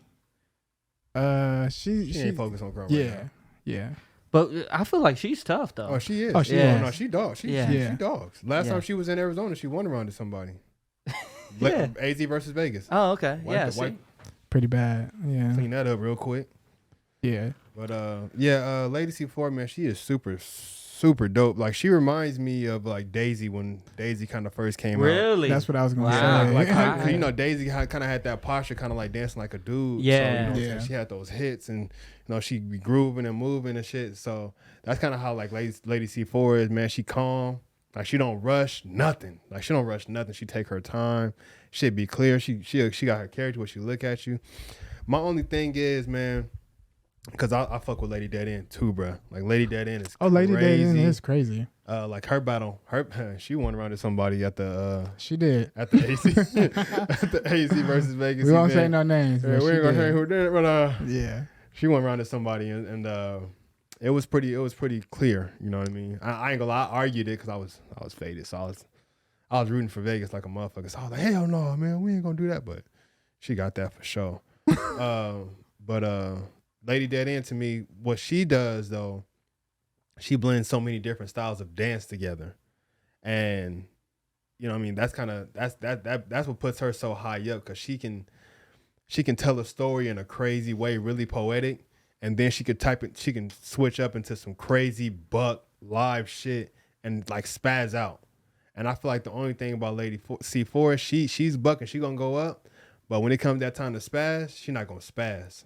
You know what I mean? She gonna give you some buck like movements and buck moments, but she ain't gonna spaz out like really get crazy. And Lady Dead ain't gonna take it there. You know what I mean? So kind of like my flaws back in the day. Yeah. Like you would build it up and you would get there, and then like right when it's like nigga bang, and you'll be like, nope, I'm about to go in here. It's like, you know what I mean? I agree with that. But then I also feel like she does something else that draws you in. Like instead of doing that, she styles on you, and to me that still has a good level of hype. It's not gonna make you be like, oh, that's crazy, but it makes you be like, oh, dang, that's she absolutely does. Like she'll definitely get up to that moment, and then she'll do something and move. Like, oh, dang, that was crazy. But Lady Dead End, bro, when she get to that moment. She gonna take it there. She gonna do some crazy, like flexible, athletic movement where she may bend all the way back. Yeah. Pop up, chest pop out. Like she gets really crazy. So that's true. That's the only thing I think that Lady Dead End might have over Lady C4 is when it gets time to get live and just, ride that moment all the way out. Lady Dead ain't gonna do that. But Lady C4, when she get up there, she'll get there and then she's gonna kind of like plateau. And she's gonna ride out and she's gonna do some dope movements and character and shit. And even when it kind of like feel like it's calming down, she's gonna do something, some kind of move, some kind of combo that's gonna be like, oh damn, oh my God, what the fuck? Like she's gonna keep having you doing that. Like you're gonna constantly be like, oh my God. Oh my God. Well, Lady Day, they ain't gonna have you screaming. Yeah. So I gotta go with Lady Day on this battle, man. I said Lady C4 is the best girl out, but yeah. Lady Dead End, I think she might come in with some motivation. I was gonna say though, she might surprise because she know who she battling, so she might come out and surprise. But and it's her home event. Yeah, Lady Dead End. Yeah, it's the Dead End event, right? Yeah. So she gonna have a home crowd. That's true. Sure. But then I also just feel like Lady C4, she's gonna bring heat. No fucks. You gotta watch the battle. Everybody she's battling so far is like, I'll be like.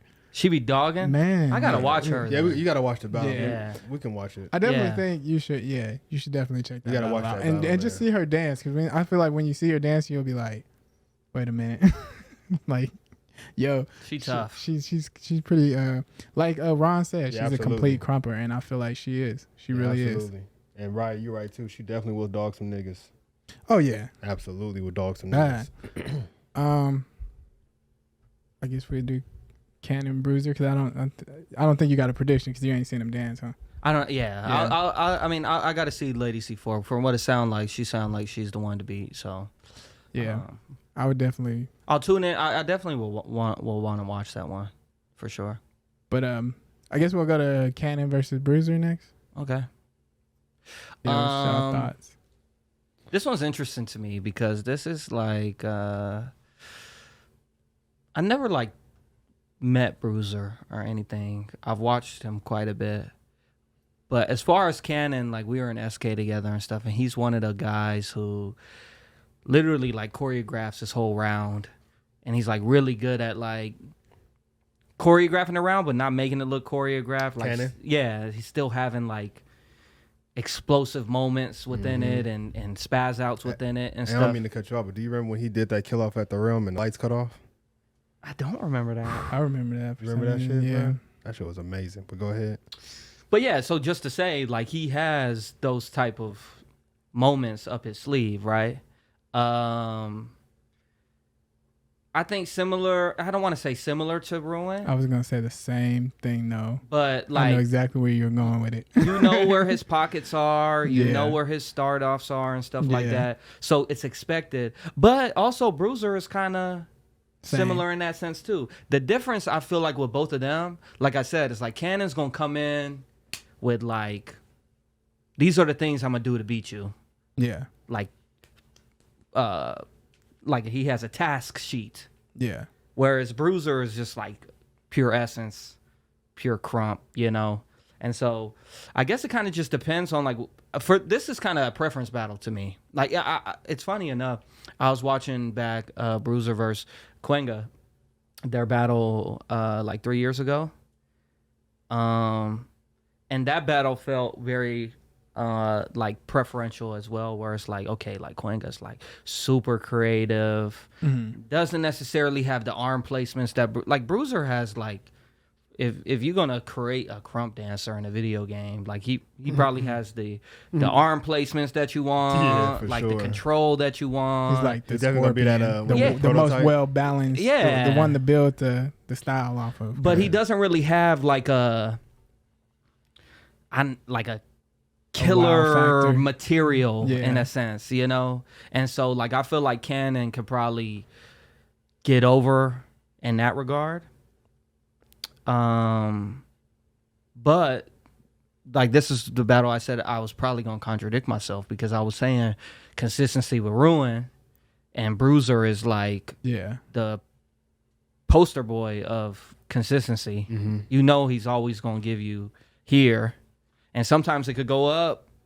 I don't think it's ever gonna go down, but you know, whereas Cannon, like he can really go up. So I want to say Cannon's gonna get it, but I don't want to contradict myself. So I'm gonna go with consistency again. I'm gonna take Bruiser again. I kind of disagree with you with Cannon. Maybe because I've been watching him, so I've been. And maybe he's a little different now. Yeah, I've been seeing him like switch it up, because I mean, like, but I've watched Cannon forever, so like I remember him all the way at the Call of Bucks when he was Junior Stux and shit. So you know what I mean? Like he's always had like a style where he was like doing different shit in a sense. Like where you'll see him dancing, you're like, what? Why are you moving like that? But you know what I mean? It kind of like worked out because it's his style. So I don't think he's stuck in a pocket. I think the only thing that we expect from Cannon is that he has to do a kill off. Yeah, you know what I mean. Like, if you're talking about that and in that aspect, yeah. I think like his arm placements and stuff that's not what I'm talking about. I'm talking about more so potentially like how he goes into moves and how he like, and you if he goes to the ground, you know it's gonna be something. You know, just shit like that. I mean, where it's like expected. Cannon a little strong motherfucker, so yeah, he gonna do some crazy athletic flipping up Superman type shit.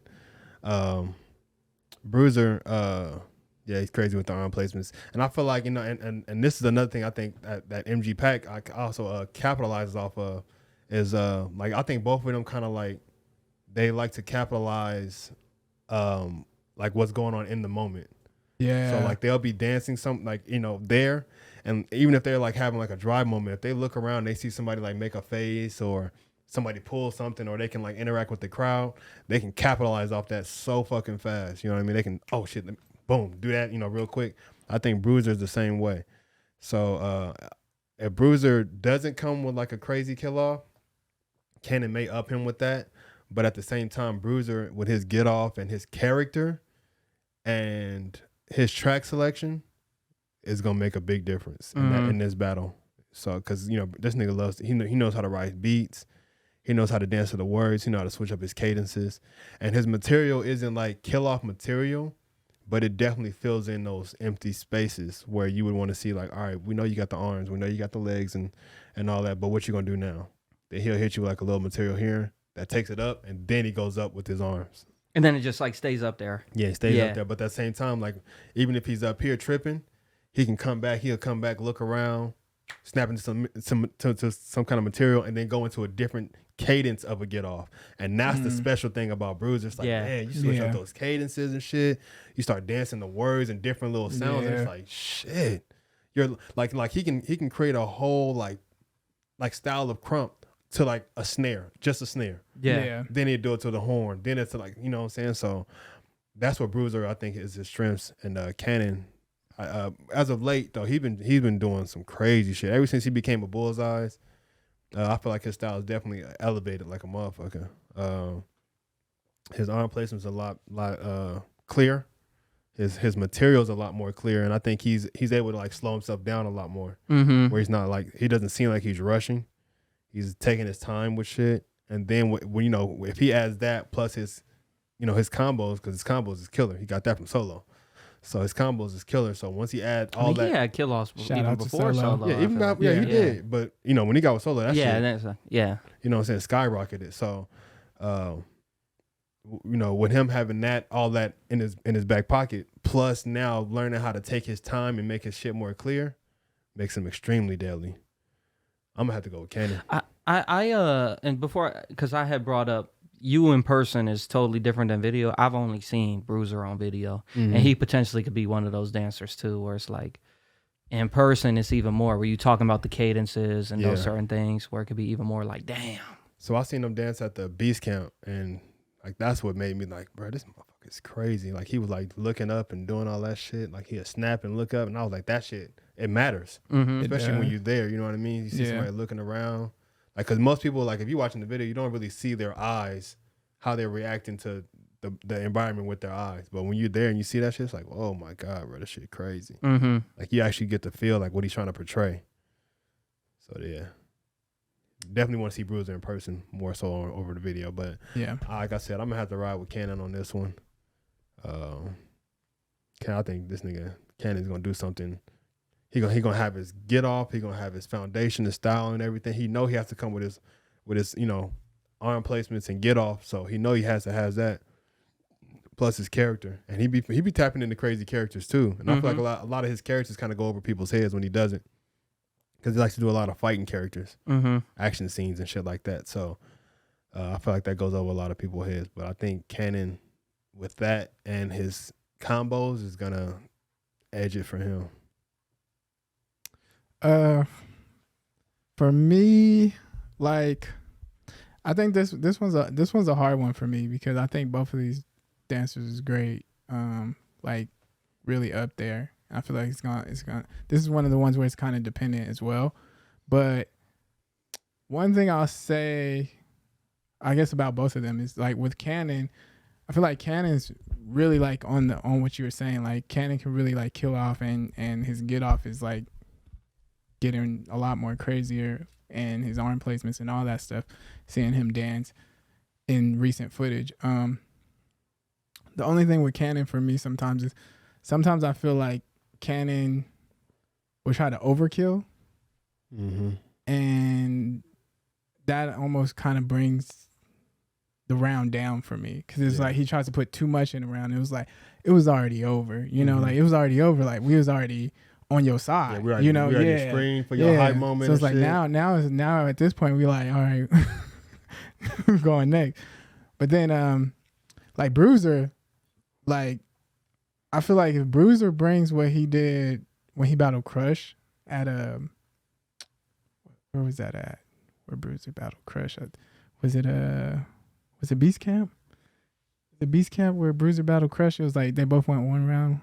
I don't know, but he did like a really crazy round where it was like he was like storytelling. He started acting like he was possessed and stuff like that, and it was just he did the like, bird, and then that's when Quenga took the bird. Yeah, and just the way he built that whole round and was like riding through that whole round. It was like it was crazy all the way through. It was just like he really set a tone, and I feel like if he can do that, this battle's gonna be really crazy. I feel like it's gonna be dependent.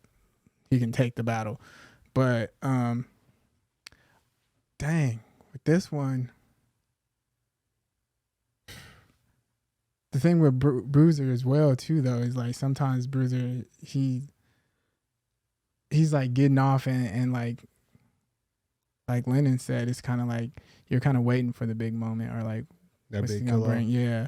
So this one's kind of hard. I want to say Cannon.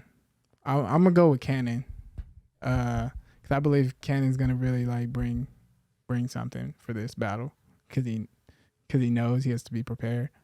So I'm gonna go with Cannon. I agree. Bruiser Cannon. I think Cannon gonna take it, man. I'll take Cannon in the over actually. -5. To me, it's close though, because like I don't know. No, that's how I feel too. That's why I said I just got to stick to my guns with the consistency. Yeah. And instead of hoping Cannon shows up, I just know Bruiser's gonna show up. Yeah, and that's kind of what I'm. Because to be honest, if I was to go with just my immediate, I would say Bruiser. But just thinking like, I just think Cannon's not gonna sleep. I think Cannon is the underdog in this battle. Yeah. But I think Cannon's not going to sleep. And I think in that sense, he's going to bring something crazy to the battle overall. Yeah. I think he's really gonna try to come with it. See, did you watch his battle at Gangland? Yeah. And that's what I'm saying. That's why I was like, I think he's gonna bring something crazy. Because when I seen him at Gangland, it was like, all right, like, Who'd he battle? He's not playing no games. So I forgot. I don't know who he battled, but I forgot. didn't he like one round him pretty much? I forgot. I just know he went, and it was just like, yeah, he went. I can't even remember what the dude did I forgot first. who he battled at the Gangland. Yeah. But I guess he battled. No, did he battle QJ? He did. Who's QJ? He did battle. I don't know him. his dance name. Lil Machine. Oh, okay. Yeah. Yeah. So I Dog. mean, and Lil Machine's dope. Lil Machine's dope, but he wasn't himself that night. I don't know what it was. I don't know if it was because of the West Coast energy or what, but he wasn't himself that night. Wait, I thought Lil Machine is West Coast. He from Florida. Nah. Oh, that's you not the talking one about that the old Lil Machine. Yeah, you talking about Robbie. Yeah, not Robbie. Robbie, Oh, no, okay. not Robbie. Okay. Okay, so the next one we got Yeah. Rex and our Solo. last but not least, Rex versus Solo. This is like the main event battle of the whole event. It's a good one. That's gonna be the craziest battle. It's funny because that's what I was saying. Like you could see the sort of intrigue. Similarities, how it's like- Yeah, that's what I was going. Like similar to you and Paul, Solo is gonna be creative, but he's but gonna the give you thing 2 is- minutes, and Rex could give you 10 minutes. Yeah. Okay, I get what you're saying. That and so it's really gonna be. I get what you're saying. 'cause Is Lady- Rex gonna run Lady on Dead too End's much gonna get with his crazy. sentence? Yeah, I feel what you're saying. Because Or- same thing with Lady C4 and Lady Dead End. Oh, is it like that too? Yeah, Lady Yeah. C4 Yeah. can go. Yeah. She can give you 10. Yeah. Yeah. Lady Dead End, like I said, she gonna give you a minute and a half, and then she gonna spaz. Yeah. So And then similar to like Cannon and Bruiser and Ruin and Proof. yeah, you Ruin know- and Proof though they can both go. Yeah. No. I mean they're more similar in the sense of Ruin and Bruiser are And- probably some of the most consistent crumpers in what they've put out. Yeah. And then Cannon and Proof got that upside that if they are at their best, then they could potentially take I it. get what you're saying. Yeah. That makes sense. Nah, facts. But Ronnie, yeah, Ronnie, congrats, bro. You did some crazy shit on this one, man. yeah, this one's good. But yeah, Rex and Solo, man. Solo is like my favorite, bro. I think it's crazy that Solo is still like innovative with his concepts and shit. Obviously, as a Solo fan, sometimes you have to be worried that he potentially doesn't do enough within the round, or especially going against somebody like Rex who is constantly creative. But there's times where I watch Rex and it's like, it's just too much. I'm not getting those statements. It's just all like run-on sentences. You're not able to digest it. Yeah, it's just Yeah. like too much. Yeah. And I think, honestly, Solo could kill him because of that. Where Solo statements can be so bold and just loud that all the shit that you're doing is just kind of Yeah. ain't adding up to it. Mm-hmm. And so I'm going to go with Solo with this. I feel like Solo probably is even going to come into this knowing that Rex kind of has that gas tank. Mm-hmm. And so I think he's even going to be more methodical with his statements within his rounds. And I like that for him. So I'm going to go with Solo. This is gonna be a wild battle. It's gonna be extremely creative on both sides. The Solo is, Solo. He's like the king of this shit. Like, I was talking to somebody about this, like what Solo did at Dunamis when he did that one kill off. When he took his head, body, legs. Yeah. That was so amazing. You know what I mean? So Solo he's well versed in preparing for a battle and creating some kind of crazy combo. And he's had other battles where he's came and done like crazy shit. Like I remember when he battled, was it ER at the when they were beefing? Yeah. Oh my god, bro. It was too heavy. Shit. But that was a different dynamic though. Yeah, but I mean, like it's just the product of what he put out. Yeah. You know what I mean? Like Yeah. no matter what, so you gonna get that from Solo. Mm-hmm. But the only thing I worry about with Solo is like you said, he can gas out early. Yeah. And I just hope that he like takes his time. I don't know what he can do, but I just think I don't know, bro. It's tough because, bro, I was watching even Solo versus B Dash at the Realm. What was it, 2014? And B Dash was very complete, that battle. Yeah.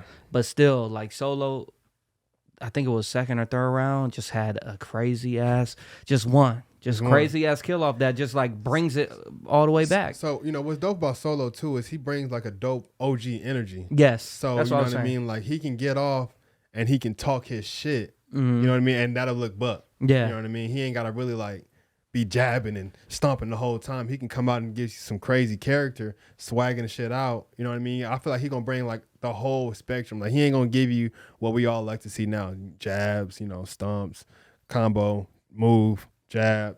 You know what I'm saying? He ain't gonna give you that point. He gonna give you like maybe some caddy. You know what I mean? He gonna give you some character. He gonna storytell like a motherfucker. He the type of person that'll set up a combo, go over here, do something else, then come back to it and then finish it type shit. You know what I mean? So I think Solo is just gonna construct like a well round against Rex, and he probably gonna execute that shit to perfection type shit. You know what I mean? Like he's like Mad Hatter to me. Like when it comes to the hat and shit, like he do risky shit, but it's so precise. It's like damn, like it don't ever miss. It don't miss.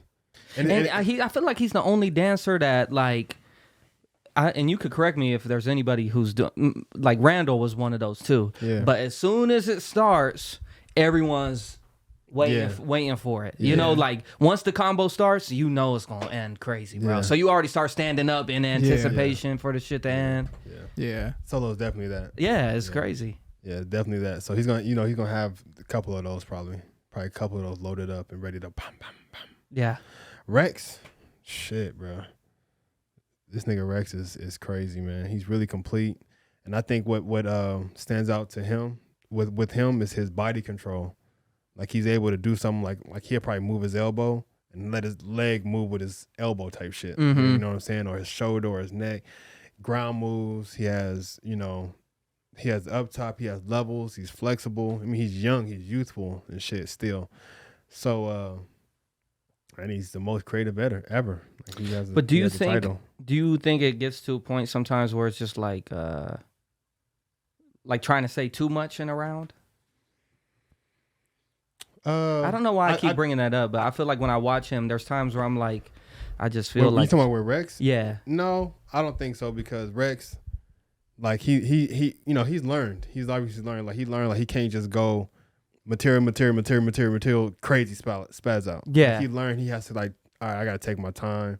I got to jab here. I got to groove here. I got to talk. I got to have you some character over here. Like he learned that. So I don't think it gets too much in a round for him. Not for me anyway. Like I like to see what he finna do. I like to see him overload on somebody. I like to see like the only thing I think with him it might be is he can be like what you said with Cannon, where he can go and kill off. And then he's like trying to like, all right, but wait. You know what I mean? Yeah, let me give you this motherfucker now. Yeah. Like, oh, no. Yeah, that's what I'm saying. Where it could be like, you already made the statement. Now let's. So yeah, in that aspect, yeah. Yeah. At times he probably can't get there, but I don't know. It like you said with MG Pack, it could be entertaining. You know what I mean? Like, so he can go way up here, then he can be looking around for like a minute, letting everybody spaz out, letting that shit sizzle. Grab that shoe, grab that hat, and go and snap. But at the same time though, and it all depends on how Solo is dancing. Because Solo,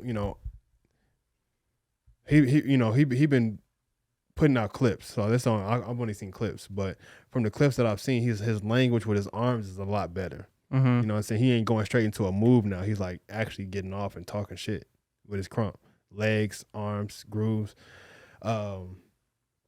I think if Rex tries to come out with too many killers with anticipation of trying to like overload on Solo to where like Solo's combo won't mean shit, it could hurt him because I think that's what hurt him when we was at the EBS when he battled Junior Game. He came out and he had a shoe move and I was just like, it was a dope shoe move, but at the time, depending on who you're battling, it kind of like killed your moment. Mm-hmm. You know what I mean? You kind of slowed down. It's like, nah, we ain't need that one. You could have brought out something quick. Snap, tap, tap, bow. You know what I mean? Right back into it. So it all depends on how Solo is dancing, and I think who goes first in this battle matters. Mm-hmm. Yeah. And I can't, but I feel But I like, mean- bro, if Solo goes second and like Rex came out with a couple killers, I feel like that makes Solo even more dangerous. But Yeah. I feel like Solo's gonna go second in this battle just because the vet Just 'cause card. the- Yeah, that that card. too. Yeah. But who? I don't know, man. I don't know who I can give it to, bro. I don't know. I can't say. I can't say. Can you come back to me? Yeah. Can we come back? You waiting for Solo? You waiting Oh for my Solo God. to leave the live? Is Solo still in here?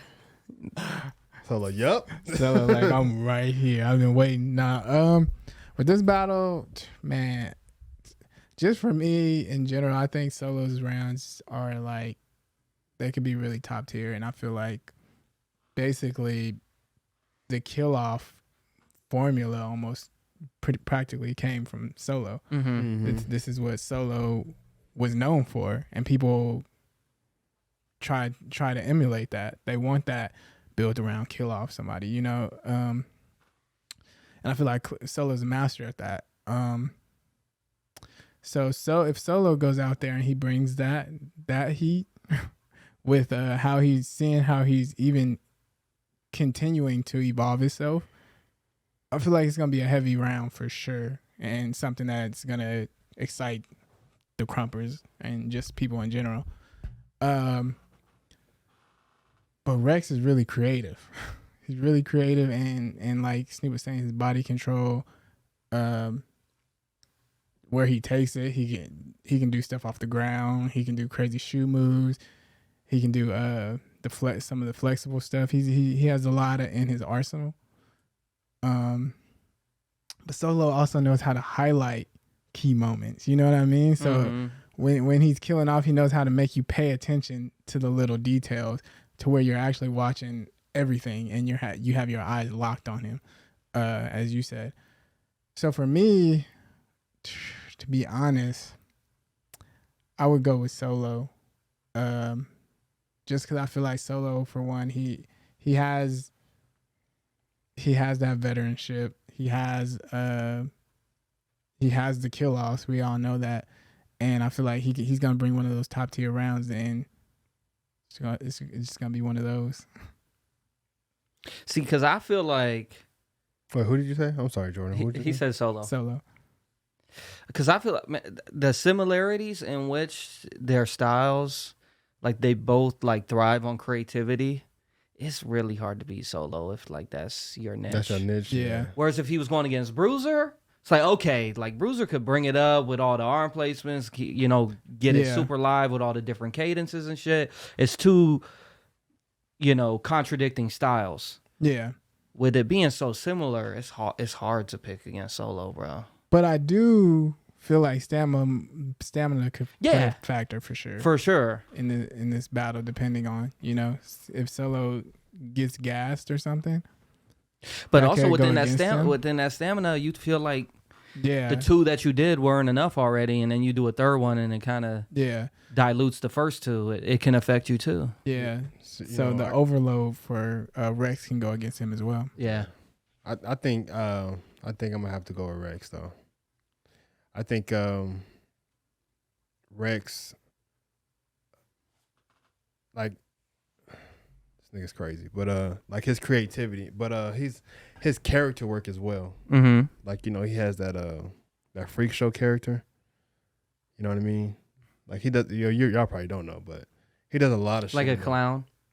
No, it's kind of like I don't know. Just like a crazy person. Yeah, yeah. Not a crazy person, like a fucking crazy alien monster type shit. Like that's what it comes out as. Where he like laughs and shit. Nah, he kind of like does like crazy laughs. like screams and like you know, like crazy faces and shit. But yeah. I feel like if Rex kind of go that route and kind of really just tell a story in his character with his get off and his creativity, then I think that might up him above Solo. Mm-hmm. That's the only thing I think might push him above Solo. And see, I agree with, like, if a different facet besides Like kill off creativity comes into play, then I could see it. Yeah. But if it's straight killer for killer, it's hard, man. Yeah. You're going against the sniper, the man. king, sniper, yeah, facts. So I think if Rex comes out that way, he wins. So I have to go with Rex. Okay. Dang, well, That was cool. yeah. Yeah, man. It's gonna be dope, man. Everybody should pull up. Y'all should. You going? It's Arizona. If it was at out here, for sure. Oh, you can't go to Arizona? I mean, man, it's a 5-hour drive. That ain't shit. Who else is battling?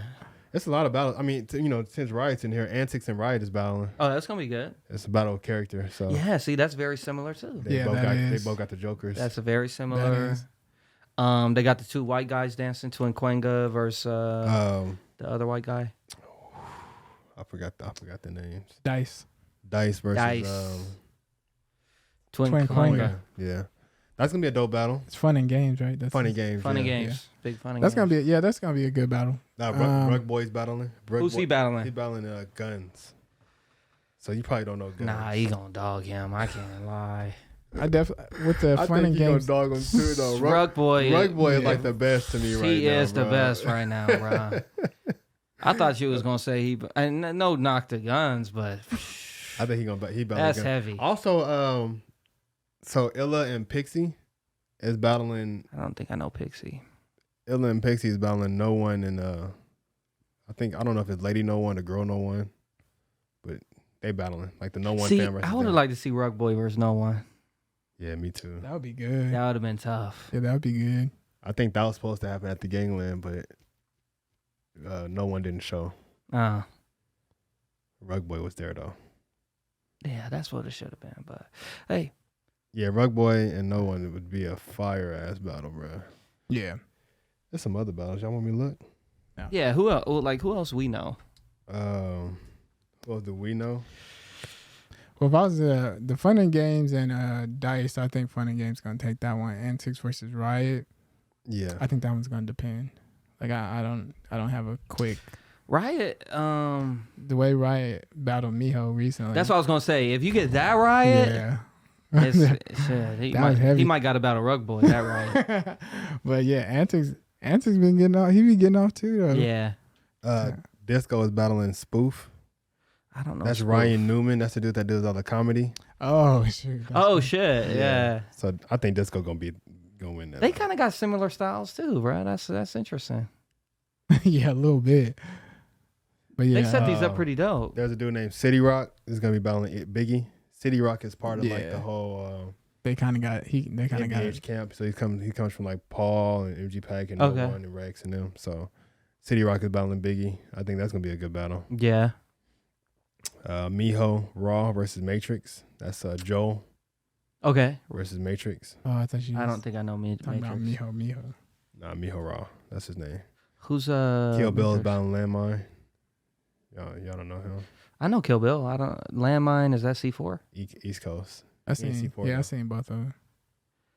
Okay. I honestly think Landmine gonna beat Kill Bill, and Kill Bill probably gonna come on here and go, "My lord, why must I doubt me, my lord?" That's Kill Bill all day. But I think Landmine gonna get him, man. Landmine is super fucking buck, bro. I do think Landmine's gonna He take got that battle. stamina, dude. He agile. He's a big dude. Yeah. Agile. He's like a fucking landmine. He's fucking just a bomb.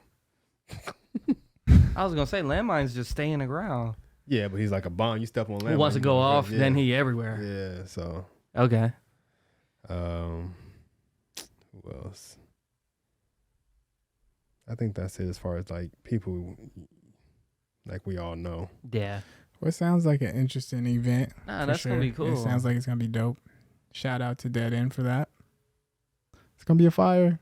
Oh, Knives and Oxy is battling. I don't think I know who Knives is. Knives is Knives. Rex's wife, but you probably still don't know her. You probably Fern. Fern Gully. You don't know Fern? You know, the East Coast. I didn't really know too much of them. Nah, I hear you on that. I don't even think Rex was around when I was around. Nah, he wasn't. I mean, he was. He Probably was. just coming up though. Like, Yeah, he was around, but we didn't know him. yeah. We didn't know him. Cause I think he got in the fam when you was around. I want to say Probably. I mean, because he was under Paul, right? Rex. Yeah. I don't know if he was under Paul. Or he just started. You know, Rex. I don't know. I don't know who he was under before he got under Crush.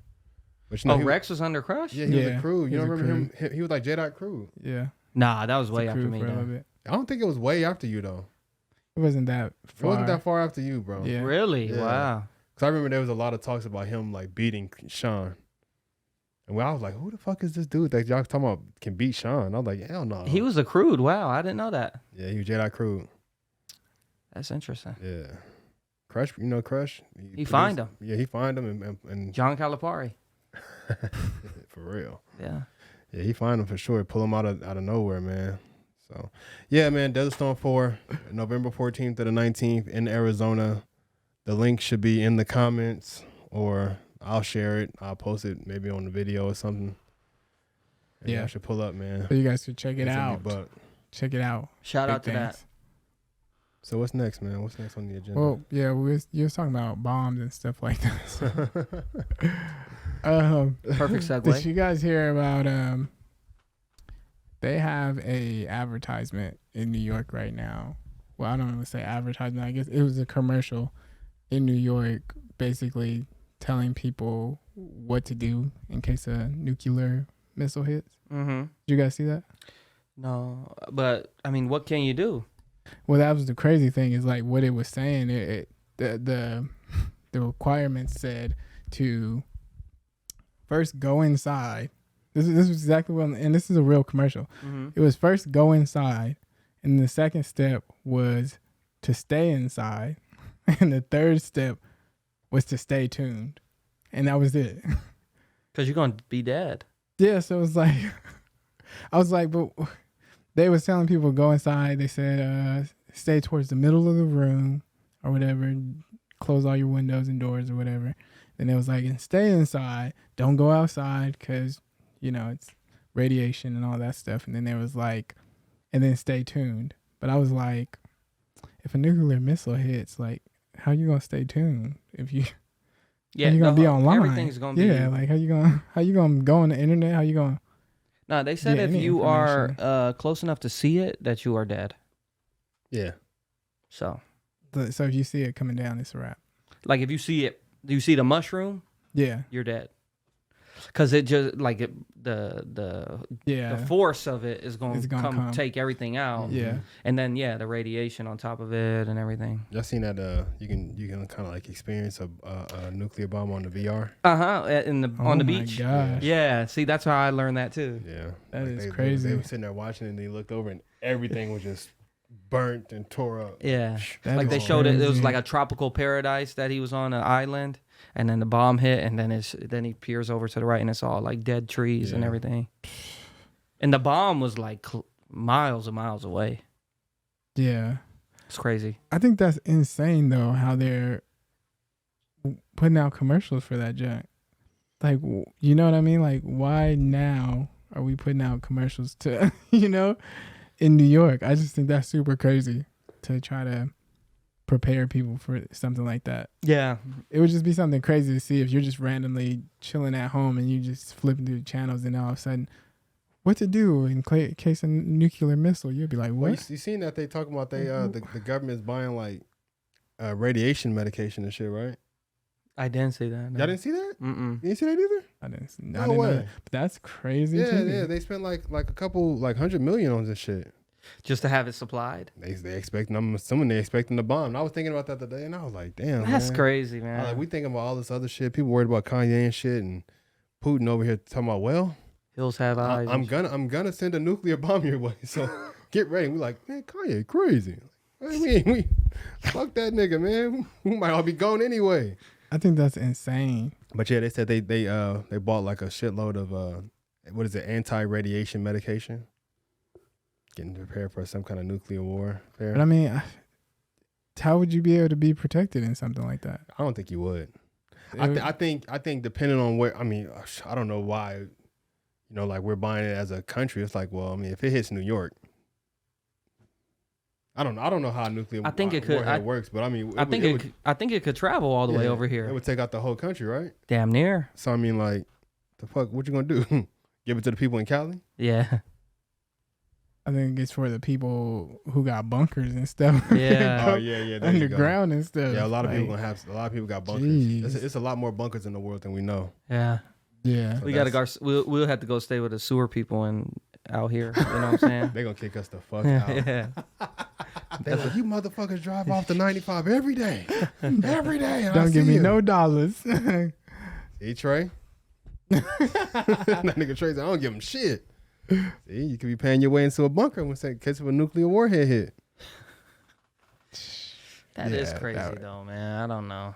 Yeah, I just think that's insane that commercials and stuff is coming out on stuff like that now. It's like, I don't know. I guess. Yeah, that'd scare me shitless if I seen a commercial though. Yeah, because you just sitting there chilling. They like, do you know what to do for nuclear? Like, why? Yeah. Why am I seeing this? I'm like, no, motherfucker. But if it did, I guess I'm gonna die.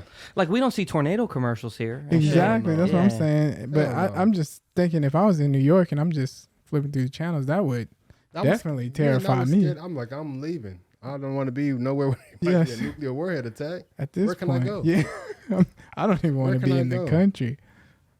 So, yeah, that's crazy, man. insane. It's really scary to even think about like that. Like, do y'all think that there will ever be like a nuclear missile launched and a nuclear, war? I would hope not. Yeah, that's what I was about to say. I don't think you could control how people Control. feel, but I think I would hope not. that's one of the hardest things because it's like, dang, I would hope the United States would know that they're putting so many lives in danger just by even arguing a nuclear war or something like that, or trying to threaten it to another side or whatever the case is. So I would hope that they'll try to stray away from that as much as possible. Like, we don't want no smoke. Y'all do it, y'all. But we don't want the say smoke. that again. I would hope that they would try to stray away from something like that. I mean, who, like America? Yeah. I mean, we already done dabbled into it, right? Yeah. Yeah. So I mean, But I mean, as But far I think as, like, everyone America is don't know how kind to of keep our fucking nose out of other people's business. yeah. So I think everyone's kind of, they know like it's so much bigger if they were to take that step, like even look at like even like war in today's day and age is just not what it used to be. Like when Russia invaded Ukraine, all the Twitter and everything was like, man, Russia is such pieces of shit. And we seeing all the videos and shit, and we all aware, like, damn, this is fucking nuts. yeah, like Yeah. We're in the buildings and 80s. shit. You didn't ain't really have see it. no Yeah. access to it. You know what I'm saying? So it's kind of, I don't know. So I feel like war today is a lot different. Just like, I absolutely agree. Now, I just seen a video about TikTok, like how they were saying like how TikTok in China is like all about like they're showing kids like drawing pictures and building sculptures and shit. And then you look at TikTok out here in America and it's just ass and people just doing goofy, stupid shit, slamming eggs on each other. It's like, like I think when we talk about warfare, like I think that plays a big part. Yeah. 'Cause, like Russia's going to Ukraine, they trying to take over, but what was a big factor is the fact that people were like leaving their jobs, like, yo, I'm about to go get me an AR and go out here and fight. yeah. I feel like that happened in America. Motherfuckers wouldn't even know the first thing to do. Like we, you know what I mean? Because I feel like as an American, you so spoiled. We don't have to read a map. We don't have to like, learn how to like actually build a fire or, like collect rainwater or like, collect sap out of a tree to kind of build some kind of sap. We don't know how to do this shit. Yeah. You know what I mean? If it ain't on our phone to like watch and, oh, okay, this is how you create an antibiotic. Okay, cool. Like if it ain't there, we done. I couldn't go out right now and read a map and find my way through the Mojave Desert. There's no fucking way. You couldn't? Yeah. On foot? I think on survival mode, I definitely could. You could? Yeah. If they invaded our country and I got in full survival mode, I could get in survival mode. I feel like You can read Better like than me. an atlas.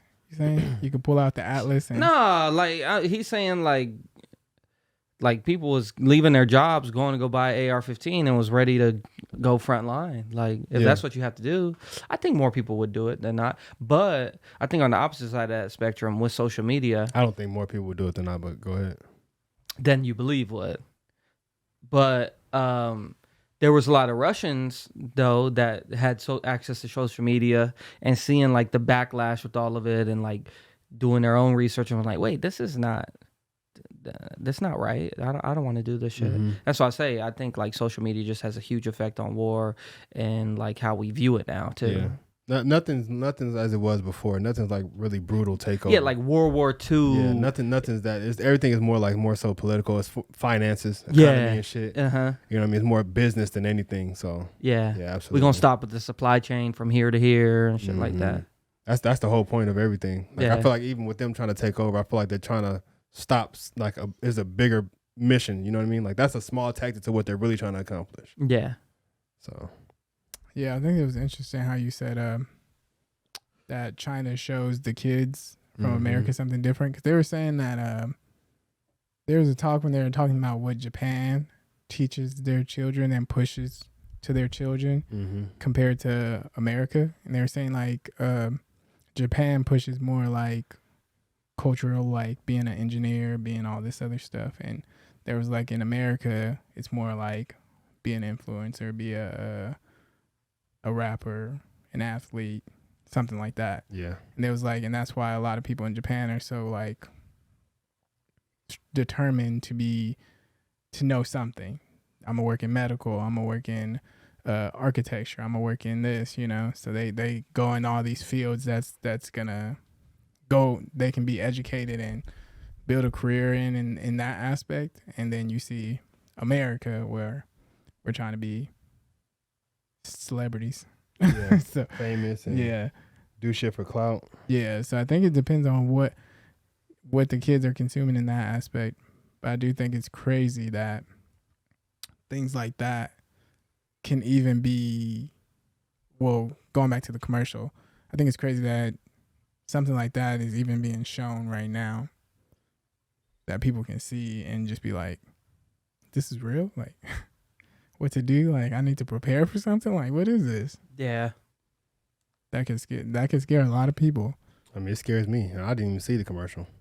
Yeah. And then when I seen they were trying to buy that anti-radiation medication, I was like, what in the fuck? Yeah. But I mean, I think that's media in general. It does shit like that just to scare, get a rise out of people, and so it does do that too, though, and it works. It works like a motherfucker. Yeah, the media is good at doing that. Yeah, it's just social media is crazy. Like you know, even with politics, like you know, like watching Trump and seeing like what he has to say about certain things, and you know anything that goes on in the White House and shit. Like if you go on Twitter, that's where you're gonna see it first. Like you don't have to watch CNN to get some kind of press release. You're gonna see like the actual senator tweet something. You're like, oh shit, it's about to go down. Like people be talking about it like they getting text messages directly from these people, and I'm like, damn, how y'all know all this shit? Like y'all really be sitting here paying attention to this? They be following them. Yeah. Then they see them tweets and they be like, oh shit, at this. Would you look at this? Nancy. Look what's going on. Oh my God. They tweeting at each other. they didn't stole this man's money. Like they didn't did this and they didn't lie to this people. And I'm like, damn, that's crazy. Like it's so much drama. Yeah. That's another thing too, is how filled it is on drama everywhere though. Almost every facet that of America has drama tied to it. It's always got to be some type of drama. Like even on shows, like you go to freaking I'm watching a freaking cooking show, and I got to watch the drama and the arguments on this. Yeah, that's the selling point. Yeah. I mean, reality TV started all that, you know. Oh yeah, like, absolutely. All that the was dating the birth shows. of that. Yeah. Like I was just talking to Jordan about the NBA. Like when I was watching the Sixers game earlier, and Joel Embiid, like first quarter, like no, what was it? Second quarter, I think, maybe. Yeah, I think it was the second quarter, bro. Him and Marcus Smart already got into they almost got into a fight. They was like pushing each other. I'm like, what the fuck, bro? It's the first game. Yeah. Ain't no way like y'all got beef. Like unless y'all had beef from last year or whatever, but I guess the first game he over here faking flops and doing this and crying. I'm like, bruh. But you know, it's just that selling point. Now that they got that history, they know next time they play it's gonna be a little bit of tension. Yeah. So now everybody gonna want to watch it. Yeah. They can build that up. Drama, bruh. Yeah, it's insane that's everything. Yeah, it's like that's everywhere. The rapper is about to release an album. Next thing you know, he beefing with. Yeah, or they'll do it right before. Yeah, right before they start dropping all the shit. This going on, then boom. Oh, my album dropping next week. It's like you motherfucker. Yeah, you know I want to listen to it now. Yeah, like Tory Lanez. I listen to his album just because The Megan the Stallion just, shit. I was like, well, what you gonna say? I don't listen to Tory Lanez, Yeah. but his album was pretty fly. Nah, he's chill. It's crazy though, because that's even spilled over to like YouTubers and influencers and stuff like that, where they build their content on drama. Yeah. They'd be like, oh yeah, Hasanabi and arguing, stuff. arguing with my baby mama again. I swear to God, I got so mad, man. I watched this dude's YouTube video for 16 fucking minutes waiting for him to go. The dude that's dating, he's dating Halle Bailey. What's that dude name?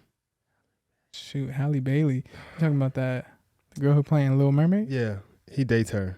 He's some little light skinned dude, man. Braids. And what was he trying to say? He was going to beat up his sister's baby daddy. Is it like NBA YoungBoy or something? No, it ain't NBA YoungBoy. It's literally a YouTuber. I forgot his name. But yeah, man. Dude did this whole video talking shit, gave me the backstory and everything. I literally watched this motherfucker. You was in it. Oh man, he sat in his room. He talked about the situation that was going on. I watched him walk to his car. I watched him get in his car, drive over to this motherfucker house. He gets in front of the dude, and they going back and forth and yelling and talking. They walk down the block, walk back up 16 minutes, and he said, "You know what? I'm about to just leave." And I said, "You motherfucker!" I said, "Y'all ain't fight. Y'all ain't do shit." Now I have to sit back and think, nigga, this is YouTube, bruh.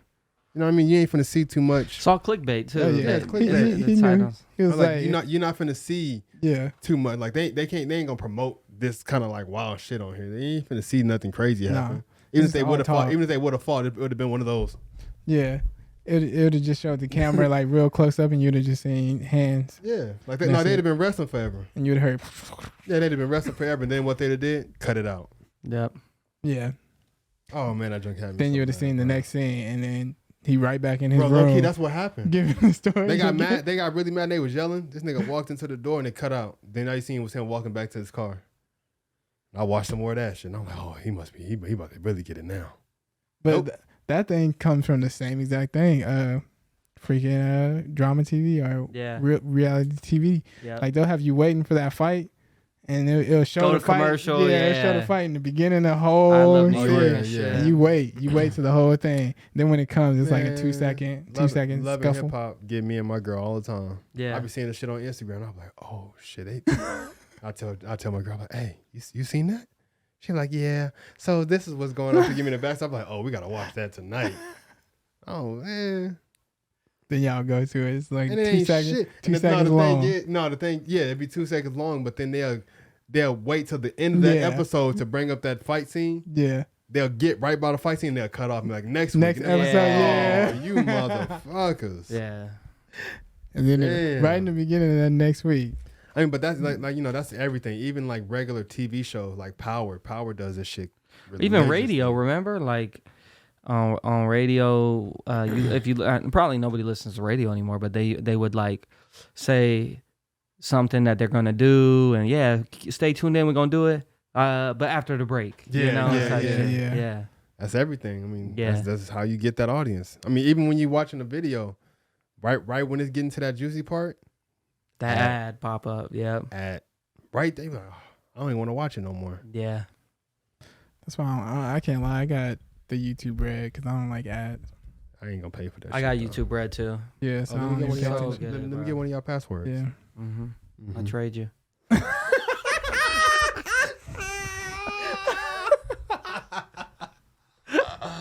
Oh my god.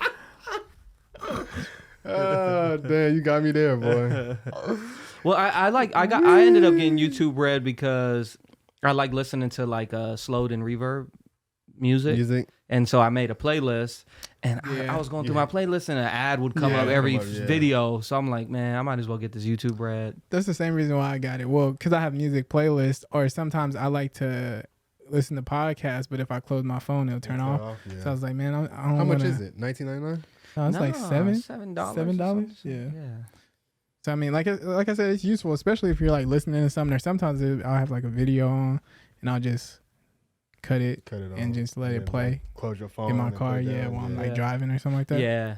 So it works. And then like same thing I for might have to music. get it because I had to leave that fucking Drink Champs my phone open the whole 3 hours for that shit. Oh, really? Yeah, I mean I ain't got it, so Yeah. I was Oh, I didn't know it does it off the lock yeah. phone. Yeah, Oh, I you didn't can know that. listen to your stuff on the lock phone. I That's do the that whole all the point of time. it, right? Like, so Well, you no, I get it because no ads. yeah, I but you didn't- get uninterrupted Oh, music okay. or videos or whatever. Shit, so. I'm a. Yeah, I always have Keep my going. phone closed and I'll play like whatever. Just have it like that's how I was listening to the Kanye thing. Yeah, just I had have it playing. boom, yep. Then I put my earphones on. I was doing it at work. Yeah, Watch my job now. They're gonna be Bleep like, that out. I'm gonna get a phone call in the morning. Bleep that Come out. to the office. Yeah. no, forget them, man. We gonna need you to. You were listening to. Forget Yeah. them. I've been doing that in my job. Yep. And that thing was 3 hours long. Nah, that is crazy. 3 hours. That joke was 3 hours. I was trying. Just start rambling. You know what made me want to watch it? Huh? Because I knew if I didn't, I was gonna miss out because they was gonna take it down. Oh, that makes sense. Yeah. So I was like, I gotta just sit here and try to get Damn. this So through. that's actually interesting then to the Yeah. dynamic. Oh yeah. Like the reason you ended up watching is because they did take it down. because they were gonna take it And down. you're like, yeah. I gotta see this. I gotta see it, man. Cause I just want to hear the hate speech with that everybody was saying that he's speaking. And it's like Yeah. I ain't even hear the hate shit. Like I heard some ramblings and confusion a little bit, but I didn't hear Yeah. hate speech. Well, I mean, he keeps talking about Jewish people. Yeah, anti-Semitic and shit. And I'm Yeah. just like, I get it, but I'm like, I'm not seeing the hate. Even when he's talking about them, I don't see no hate on Yeah. it. You know, he's talking about the people that's like gatekeepers keeping shit a secret, Yeah. which obviously we all kind of believe. So it's like, where is the hate? Yeah, it's just that he's saying it's just Jewish people, probably. But yeah. Man, but what do y'all think about the whole silencing thing? Do y'all think people should be silenced in that aspect of like how the stuff was taken down? And No, and I honestly don't even agree with them taking Trump off of Twitter, to be real with you. It's sort of the private company, public company thing. Private company is going to do what they want to do. yeah, Public property, you could, Do whatever. you could do whatever. And so if you want those type of platforms and don't want the potential of getting cut off. But it's just crazy because like Twitter, you know what I mean? You can go on there and literally, It's you can, dirty on there. yeah, you know what I mean? You can do Yeah. some of the craziest shit on that Dirty. motherfucker. Yeah. A motherfucker can't talk about a people. Yeah. Like there's race people all over Twitter. Yeah. All over Twitter. It is. And you ain't gonna take that shit down, but you're gonna take him down because he's saying something about Jewish people. Yeah. how bad it's That's crazy. Yeah. bad racism on Twitter. I mean, you know what I mean? Like anybody can kind of incite like a riot, like what Trump did, but you know, you're gonna take him down because people actually followed what he was saying. It feels like it's getting to that point where it's impossible to measure like what's right and what's wrong with it. Like everyone's just going to come up to their own conclusions. Cause I feel like you could find a hole poked in Everything, yeah. yeah. It's like, Yeah. That's what I say. It's like pick and choose. Yeah, You know? that's why I don't think the I feel like silencing everybody thing- do have the right to be wrong, even if it's on a public platform. Yeah, I don't think you let should be people see they're silenced. wrong. And then if they don't want Exactly. to mess with them, they don't want to mess with them. I think the same thing. If you see somebody, let people expose themselves. Basically, see, and you can see who they are. And if you don't mess with it, You're tripping. you don't need to mess with it. I'll tell you later. It's not even a big issue. I think people get offended and they just want to like remove it from their site, but it's like you can just not follow them. You can just not pay attention to what they're putting out. You don't have to Yeah. you don't have to go to their page and read it and be like, oh my God, I'm so offended. It's like Yeah. just don't watch their stuff. Don't listen to their It's interviews. Tyler, you remember that Tyler the Creator tweet that blew up? Mm-mm. It was like when he first was coming up. And he said, man, how do motherfuckers get cyberbullied? Just walk away from the keyboard. Oh, yeah. And he put like, ha, ha, ha, ha. Like, I think cyberbullying more so is what happens. I think that really comes from school, yeah, for sure. or like yeah. when you're in some kind of community. You know what I mean? Like if you're, you have a community on social media, then obviously when you're off of the computer, you're going to around these people. Yeah, That's where the cyberbullying comes from, because you're like, Yeah. you're there and everybody's like, oh, they're not saying nothing to you in person. yeah, But then when you go home, you look at your phone, it's like 300 comments. Did you see what the fuck he was wearing? Goddamn. It's Yeah. like, God damn, I'm gonna go kill myself down. Cause yeah. Because you go to school and everything cool, and no one's saying shit to you, and then Yeah. you get on the computer and they're like, you was wearing some busted ass jeans. look at his old dusty ass, and they posting pictures and shit, Yeah. memes and shit, and they go crazy. Yeah, And then you see all that shit, and then you like, all right, I'm gonna put my phone down. You go to school, and now you see everybody like looking at you and like, Yeah, I can't lie. They like damn man, what the they fuck? they cyberbully Jack. I See, think Crump. I wasn't gonna Crump, say no names. I think Crump has had a couple cyberbully hell videos yeah. for sure. Yeah, Hell yeah, that's happened a lot. hell yeah. But- But I mean, no. Who you saying they? Nobody worse than Well, him. really? Oh yeah, Oh, I think yeah. he got it the worst, bro. The him and Concrete battle. The You don't videos. You don't remember that? No, I remember the video. The live video, Oh, I didn't know it was live. like the battle. But you didn't Yeah, it see was like a live video. the whole wave of He after. probably wasn't in the Crumpers Like, page. I wasn't weeks? in the like even right now. I'm not in the Crumpers Oh. page. There were so many memes. Oh my god, Posts, everything. there was a lot. Was he in the page? Yeah, Oh yeah. he's seen I all know that. he's seen shit. all. He's seen all that shit, dog. He got some willpower, bro. I He can't do. lie. yeah. Oh yeah, I he do. do.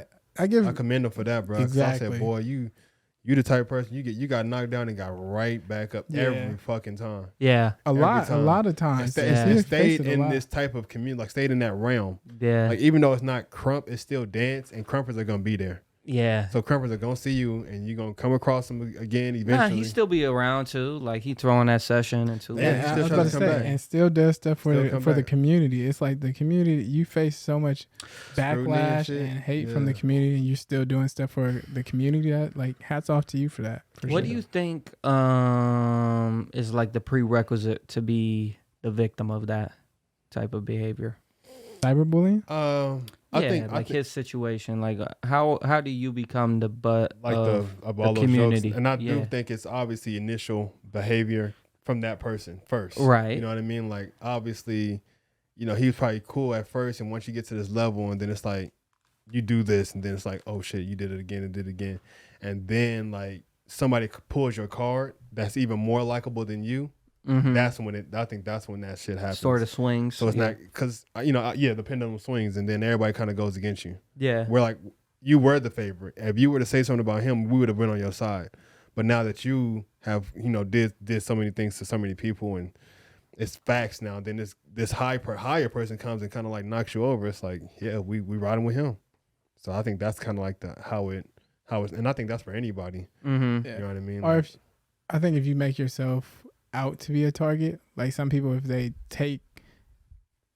they realize they can get over on stuff on you, like talking about you and stuff, and you ain't really doing nothing, then they might Feel continue to do comfortable it. doing Yeah. it. Yeah. It's like, oh, you always take this. Like, for example, I think there's another dancer that gets talked about a lot, where a lot of people talk about this person, say that they're weird, blah blah blah. But since that person takes it a lot, people continue to do it Mm-hmm. because they take it a lot. So You talking about Forrest? no, that's a good one. Yeah, that he's one too. But yeah, since people take it like that, that happens. Yeah. Yeah, I think that's part of bullying, right? Like you are comfortable that this person can't Defend themselves. yeah, or come back at you and hurt you. Mhm. Yeah. So you're comfortable in the status of Yeah, of being higher than them. Yeah, that's kind of crazy because I just seen a post. You seen that post Jarrell made talking about the game? Yeah. And I was like, that's kind of like, if A you would bully. say like what 50 Cent always does though to everybody, because he's like 50 Cent kind of goes at people that can't really come back at him about shit. Uh-huh. He knows he's gonna bully somebody, he's gonna attack somebody who doesn't really have any kind of backing or leverage to really come back and hurt him. So that's who he's gonna beef with, as opposed to beefing with somebody who he knows that can probably come back and like shut him down. Yeah. So he's not gonna do that. He's gonna gain his power off the little man instead of the bigger fish. But typically they always get caught up though.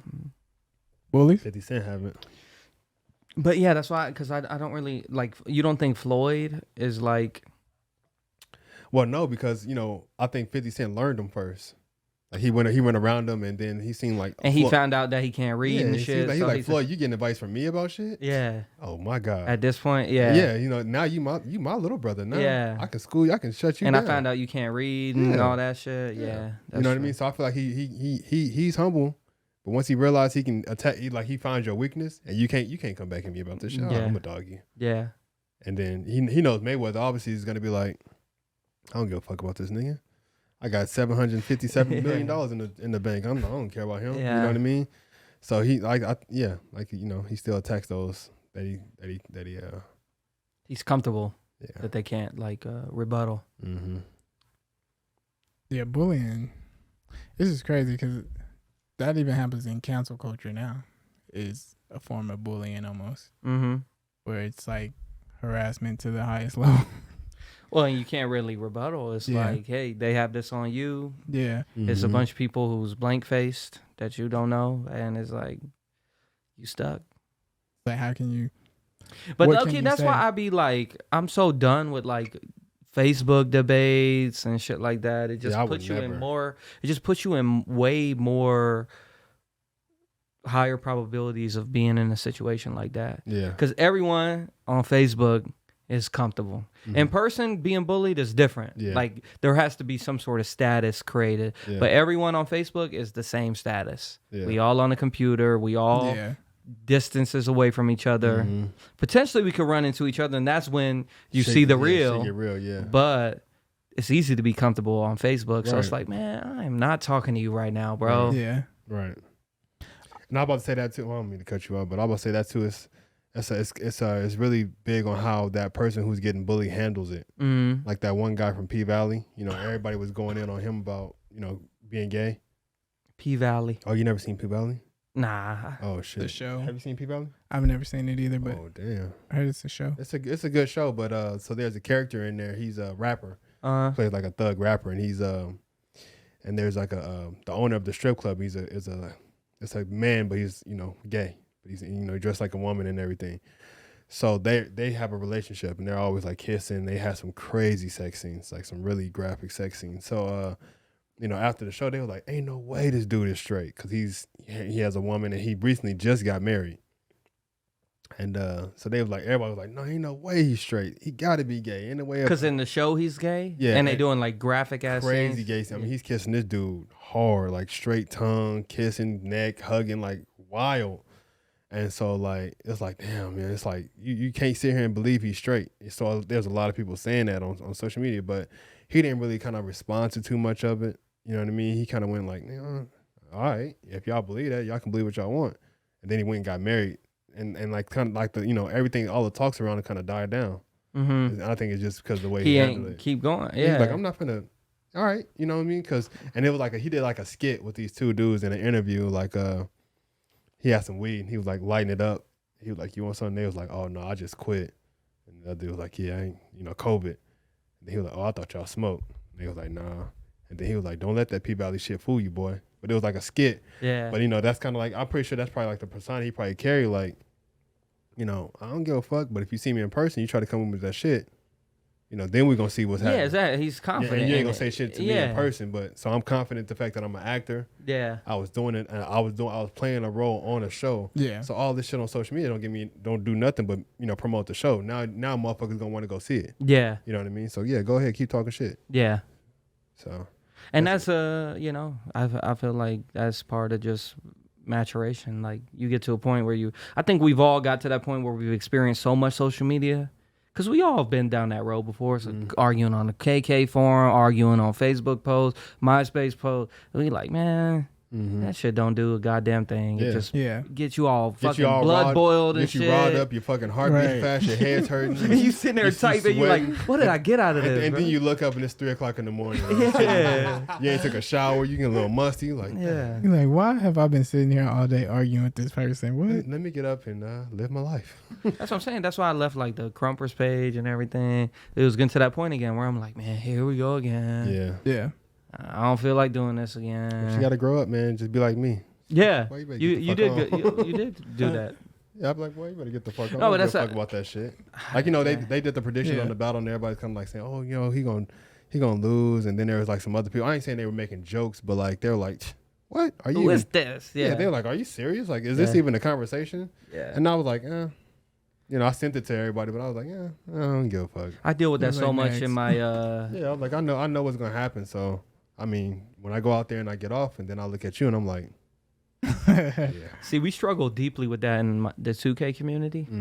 Like everyone trying to make the league. yeah, Because, you know, there's like analysts and shit. And if they don't put you on the list, but the lists don't really have the lists really don't have a say in like how the coaches feel. yeah, But since the coaches don't talk, everyone who seeks validation, you already play video games, you already in a community, you already younger, right. probably not the coolest kid at school, so you Right. gravitating for Towards some that sort of popularity and validation. shit, Yeah. And so when you're not getting talked about and you see all these people getting talked about, it's hard for these younger kids to like fight through that and not give a shit. And so it's interesting because, you know, I feel like that's typically what it is. Like you just haven't matured enough to be confident within yourself. Like, bro, that to see the big picture that these certain things don't matter. It don't matter what y'all say on the Crumpers forum. I got the battle that, and y'all get to see what happened. You Right. know, Yeah. Like, and we just go from there. Right. Yeah, facts. I'm like, with the like Facebook and stuff, I'm down for healthy debates, if that makes sense. Yeah, of course. You know, like if we're actually having a conversation and we both have like an understanding of nobody's trying to like, oh, you're dumb for thinking that, or you're yeah, this is ridiculous, you're stupid, or you know, trying to do all that, but they're actually just trying to explain their point, then I can hear somebody out and actually talk to somebody like that. Yeah. But once I see that you're not about that and you're trying to do all the extra, all that noise, then I'm just like, I'm good off that. That's cool. Like, you can Yeah. talk to yourself with that. Yeah. Don't nobody want to deal with that no Yeah. more. Anyway, I know I did at one point, like when that whole when Trayvon Martin first got shot. And, man, oh my God, I was going crazy. It got so crazy for me at one point, man. I'm in the bed with my girl and I'm going in. Me and this white dude. And I used to work with him too. Man, it was cool. But obviously he started, oh yeah, monkey, and I was like, What? yeah, he started going crazy. I mean, I was kind of glad it happened because that shit kind of revealed the Who truth he in some was. people. Yeah. Yeah. But at the same time, I was arguing with so many people that I didn't even know, and I'm just going back and forth. And I remember one time, like, I'm arguing so much that, like, when I put my phone down, like, my girl, like, just put your phone down. Like, I could feel my body, like, shaking. Yeah. Like, I was, like going crazy. And then I was, like, you know, I got emotional, and I was talking about, like, my dad, and I was like, you know, my dad did this. And then I was, like, crying and stuff. And I was like, all this just because of some Fucking person. Facebook post, Yeah, bro. they disagree with my opinion about Yeah. the situation. Yeah. You know what I mean? I got so mad, and I was Shit, I got in like tears. that. And that's like real shit you talking Yeah. about. I got mad over fucking some dumb basketball debates and shit. You know, like people like it gets crazy, bro. Yeah. shit. But I mean, it's what you into. I mean, if you're into something and you know for a fact, like, you know, I know the analytics. I got the facts. And here you come, this dumbass motherfucker just trying to prove a point, and they're speaking off emotion as opposed to speaking off facts. You're like, Yeah. man, shut the. Man. Well, and people love to like throw jabs. Like I said, Yeah, people so yeah. comfortable And over that- keyboards that's and what shit. it is, and that's what really gets your blood boiling. Yeah, When you're because talking like, about something. like where'd this come from? Shut your bro? dumb ass up, bitch. It's like, Yeah. what the fuck you mean? Yeah. man? Yeah, it's like Why Yeah. I gotta be a bitch? And then now y'all talking about that. yeah. Or the passive aggressiveness. I'm Yeah. like, yeah, this not gonna work. I'm not gonna go into that. Now I'm like in a fantasy football league right now, and I go in and out of like talking shit, but like it's like, bruh, sometimes dudes just get way too personal. Yeah. And it's like, They don't have nothing else to say. That's when you know motherfuckers. yeah, deep. but I'm like, bro, we talking about fantasy football, bro, and I said your team is ass, and all of a sudden, you know, Yeah. you start clipping pictures off my Facebook about my Your thin hair hair and and shit. It's like, what are you talking about, bro? yeah. So, how do So we I be get- having to, how do we I be get having here? to back off. I'm like, damn, like this shit, you know, it's crazy. But it just goes to show, like, I'm better at doing that now. Cause I used to be like, hey, we'll go back and I'll find some pictures of you and shit. Right, It's we like, can do this. I don't give a fuck. It's It don't do nothing. It's pointless. Yeah. Yeah, it's not worth it, to be honest. 'Cause, well, it shows the level of maturity in the other person as well. It's like, oh, you still doing that? Yeah. And You know, and you realize even when you're arguing, man, you're hurting yourself more than even trying to hurt them. Every time you're trying to go and find some shit, you kind of like You're just wasting your time. wasting your time and energy. Cause it's never going. I don't know. And you're never gonna be satisfied. Yeah, cause you can't see how they feel, What bro. you want to do is slap the shit out of them. Yeah, and you can't see how they feel. Like when you tell them that joke, you don't see them like, Yeah. damn, he Like, said oh, that. man. No, you just see their rebuttal back to you Yeah. because they're able to sit on it for 5 minutes. And then the thing is, even when you send it, what you doing? Checking back on your phone to see what the fuck you gonna say. yeah, See when it's in, Yeah. seeing the reply. yeah. You know what I'm saying? Now you're just sitting there waiting on the reply so you can go ahead and reply again. And people be trying to talk to you, you're like, hold on. Yeah. Oh no, hold on. Yeah. You lock You in. Yeah. You're at the food drive-thru and they're like, what you want? Hold on, wait a minute. 1 second, man. This motherfucker. Going crazy. People talking to you, you can't even pay attention. Wait a minute. God damn it. Clean the ice cream machine. You start spazzing on other people because you can't spazz on the person, bro. You like, that shit is Clean the loud. ice cream machine. I need a smoothie. Shit. Yeah, I just think that's insane that people do that. And Yeah. and the energy's always run high too. You can tell between both parties. You know, like you can tell when the person's like quick to respond to you, so you know that you Yeah. guys are in a argument. Well, I think You'll when you write feel something it, Mm-hmm. I think when you feel it As too, soon as you hear that bing. Yeah, like you know that chest Yeah. anxiety, Yeah, like bro. pissed off feeling. Yeah. You know if you feeling that, they feeling it too, Oh, bro. yeah. Yeah, y'all Yeah. both feeling it. That's why you feeling it, because he feeling it. Yeah, That's exactly why you feeling. Y'all Yeah. connected at that point. yeah, and it's like, Y'all might as well say, you know what, fuck this. Let's link up and get a beer. yeah, or fight it out. And fight at Gee. that Yeah. point. And I told that dude, I said, hey man, I know exactly where you work, bro. I said you can walk right down the street. Walk right down the and street. did you ever see him at work again? No. He so at the time we were arguing, he had left and went to a different hotel. And were y'all cool? Yeah, man, I'm talking about cool to the point we were giving each other like stuff. Like Yo, he gave me a camel pack just for free just because he had it and shit. And, we Uh-huh. were cool. We would go out to eat. You know, 'cause we work graveyard, so we would go out to eat breakfast and shit. damn. Hella cool. And person. none of these topics ever got brought up at breakfast or Never, nothing. Man. We never talked about politics and nothing. Yeah, Because that's what it goes to. yeah, Obviously, you know, Trayvon Martin is one thing, but then you start going to, you know, Republican, Democrat. Yeah, for then, sure. Then it goes to racism and all that Yeah. other shit. So, you know, we never thought to talk about that. We talk about, you know, what the things we had in common. yeah, You know what I mean? Obviously, we're talking about work. We both work security, so we're talking about, oh, these prostitutes this, and this drunk guy this, and then yeah.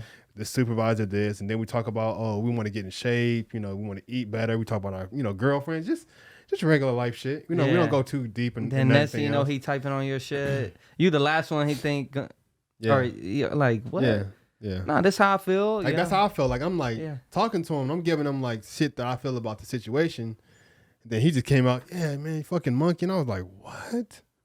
That would just You bitch ass white boy. I'll beat your That's ass, man. crazy. that would bruh. just baffle me though, like hearing something like that, because they'd be like, dude, like, I mean, but you already know what it is, man. I was hitting him with facts. Like, see, Yeah. the thing is, he probably never talked to a person that like me. Like, he probably talked to some black people because he was in the army.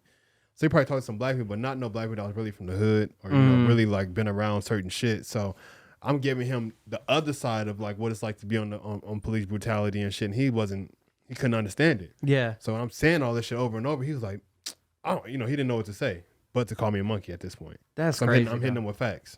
No, because I think yeah. I even went through, but I it's like I was saying that time we was talking about Black Lives Matter t-shirts, and I was like, man, it's got to a point for me. If 5, 6, 7, 3 people telling me they feel some type of way, and I've never experienced it, Then you have to. why do I feel I have the right to tell you you're wrong? Right. You know what I'm saying? Right. Why can't you listen to them and you know take what they say for what it is at that moment, and then when you get to experience it, then you Right. can potentially change your own opinion. But yeah, it seemed like it's always people who haven't had those experiences wanting to say your experience is wrong. Mm-hmm. And I hate that. Yeah, that's the problem with a lot of people. They won't see like both sides of the spectrum.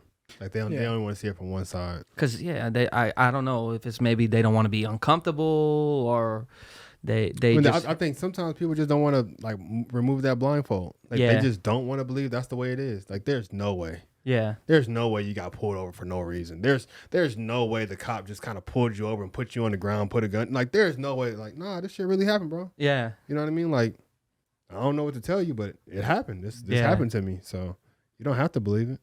Yeah, it's just crazy that people will sit there with you and know you, and actually know that you guys are cool on that level. You know what I mean? You guys chop it up. You guys actually have like a friendship on the level of like a mutual understanding and stuff like that. You guys build some type of work relationship at least, and then something like that to where when politics get introduced, it separates you guys that much to where they have to resort to calling you that, calling your name. You know? Yeah, it's like why can't we just like debate, agree to disagree even at least for now. Hey, I disagree, you know, or whatever. But it don't got to get to where it gets personal. Yeah, you know. I don't know. Some people just can't. You know, maturation. That's a crazy word. It's crazy because I'm telling you, from my experience, maturation. From my experiences, my like worst ever time I had. My worst time. And that's about growth too. Yo. Fuck a pause. I forget what I was about to say. Growth and release. That's what it's all about, right? No. Hey, that's what it's all about, man. It's about growth and release. You gotta let shit go. My worst time ever. I've been pulled over probably like 5-6 times, bro. In your whole life? Yes. Mm-hmm. One of those times, I had my whole car full of friends that were black. Yeah. And I was driving. Yeah. That was the only time I've ever had an issue with a cop. Right. Where she was pissed that I was taking too long to sign a ticket, threatening to take me to jail. For no reason. Yeah, just being much more aggressive than typical.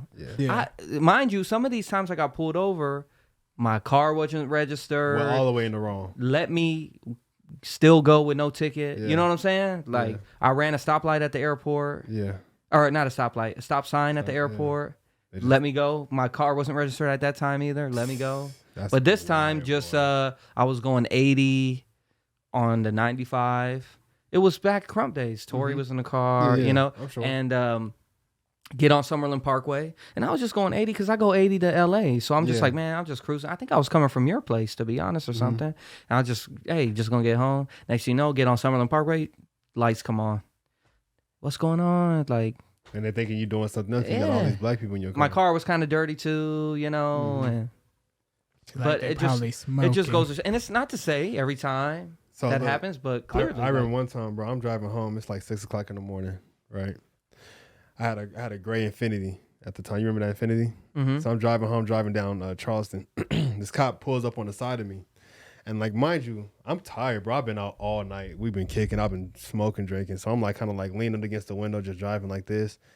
And as I'm driving, I had my hood on, right? So I'm just driving, and I look over, and we make eye contact. Yeah. I look right at him. He look at me.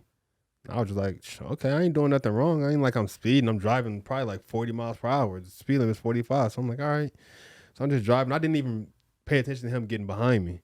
So I drive, and I turn down this neighborhood. He pulls me over. Hey, what's going on? What you doing? I was like, man, nothing. I just came from my friend's house, you know, just going home. I live right around the corner. Okay, it smells like weed in your car. I was like, I'm straight up honest with him. I'm like, yeah, man, I just, we were smoking, you know, earlier, but that was all the way on Craig. Like, you know, that was like hours ago.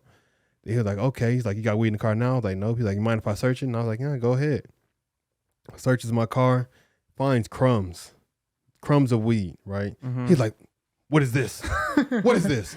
And I was like, I don't know, probably some weed. And he was like, I can take you to jail for this. I can take you for jail for this. Then he's like, where the rest of it? He goes back in. I had Jack in the Box, the French toast sticks.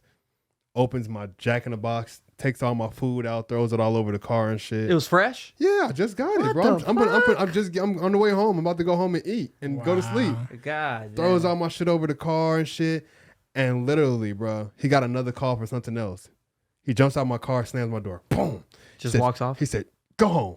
And just leaves. I was like, What the fuck? She Yeah. said, are you know gonna, what I mean? are you gonna reimburse my jack in Yeah. the box? I get back in, I look at my phone, I was like, are you fucking serious? French toast sticks all over the floor I and said, shit. damn, bro. I'm right around the corner, literally. Yeah. Like the wall, like he pulled me over on the sidewalk, and literally on the other side of the wall is my house. I just have to go around the corner. What'd you end up eating? Huh? What'd you end up eating? No, I went to sleep hungry.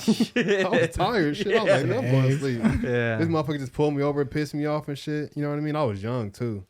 But I didn't care. You know what I mean? I was like, I know I ain't doing nothing wrong. Yeah. You know what I mean? I was like, I'm just going to be honest. I'm going to tell him that I was smoking weed in the car. Yeah. But I'm not high. But still, he could have probably taken advantage of that too. You never know. He tried to. Yeah. That's what I'm saying. I think if he wouldn't have got that call, I probably would have either got a ticket for having weed residue in my car. Yeah. Or probably got locked up for saying I was intoxicated while driving. Yeah. You know what I mean? It'd have been either Wasn't or. there a time at Perry Street where like the cops came and they had dropped the bag or something? So no, that wasn't me, but that was at the school. I don't know if you were there that night. I was Remember that there. school? You talking about Kenny? Kenny, yeah. The homie Kenny had they said that he said they planted a bag of weed on him. Yeah. But it was crazy because somebody else had a BB gun and they let that shit go. Yeah. He was like, "Oh, whose BB gun is this?" I forgot who car it was. Was Was it in Kenny's car? Was it Jack? No, No, I'm Oh trolling because my he's God. Jack ain't gonna never. I don't know. fuck It's a with lot of us, but Kenny rode with me that day. I forgot who car it was. But it was in somebody's. No, it was in James' car. That was on in the pink But apartment. That was a different scenario. It was at that school. It was at that. No, because I school. remember in the pink apartments in that little corner, Yeah. they had us all on the ground too, and they had found a thing under the seat. Was it Reds? I think it was. I think it was too. They was like, "What is this?" Yeah, And I think we you're was right. like, Right in the corner. "Oh, And we was shit." like, "Fuck, we off in the Yeah.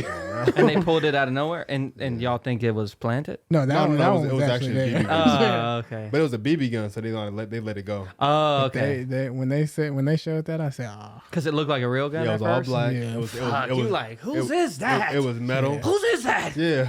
And You on the ground looking- James was all shocked. Oh It's my- not my Yeah, money. I know James got is the whistling, tripping, bro. Hey, he got the whistling. That I'm nigga sure. James looked like what? What?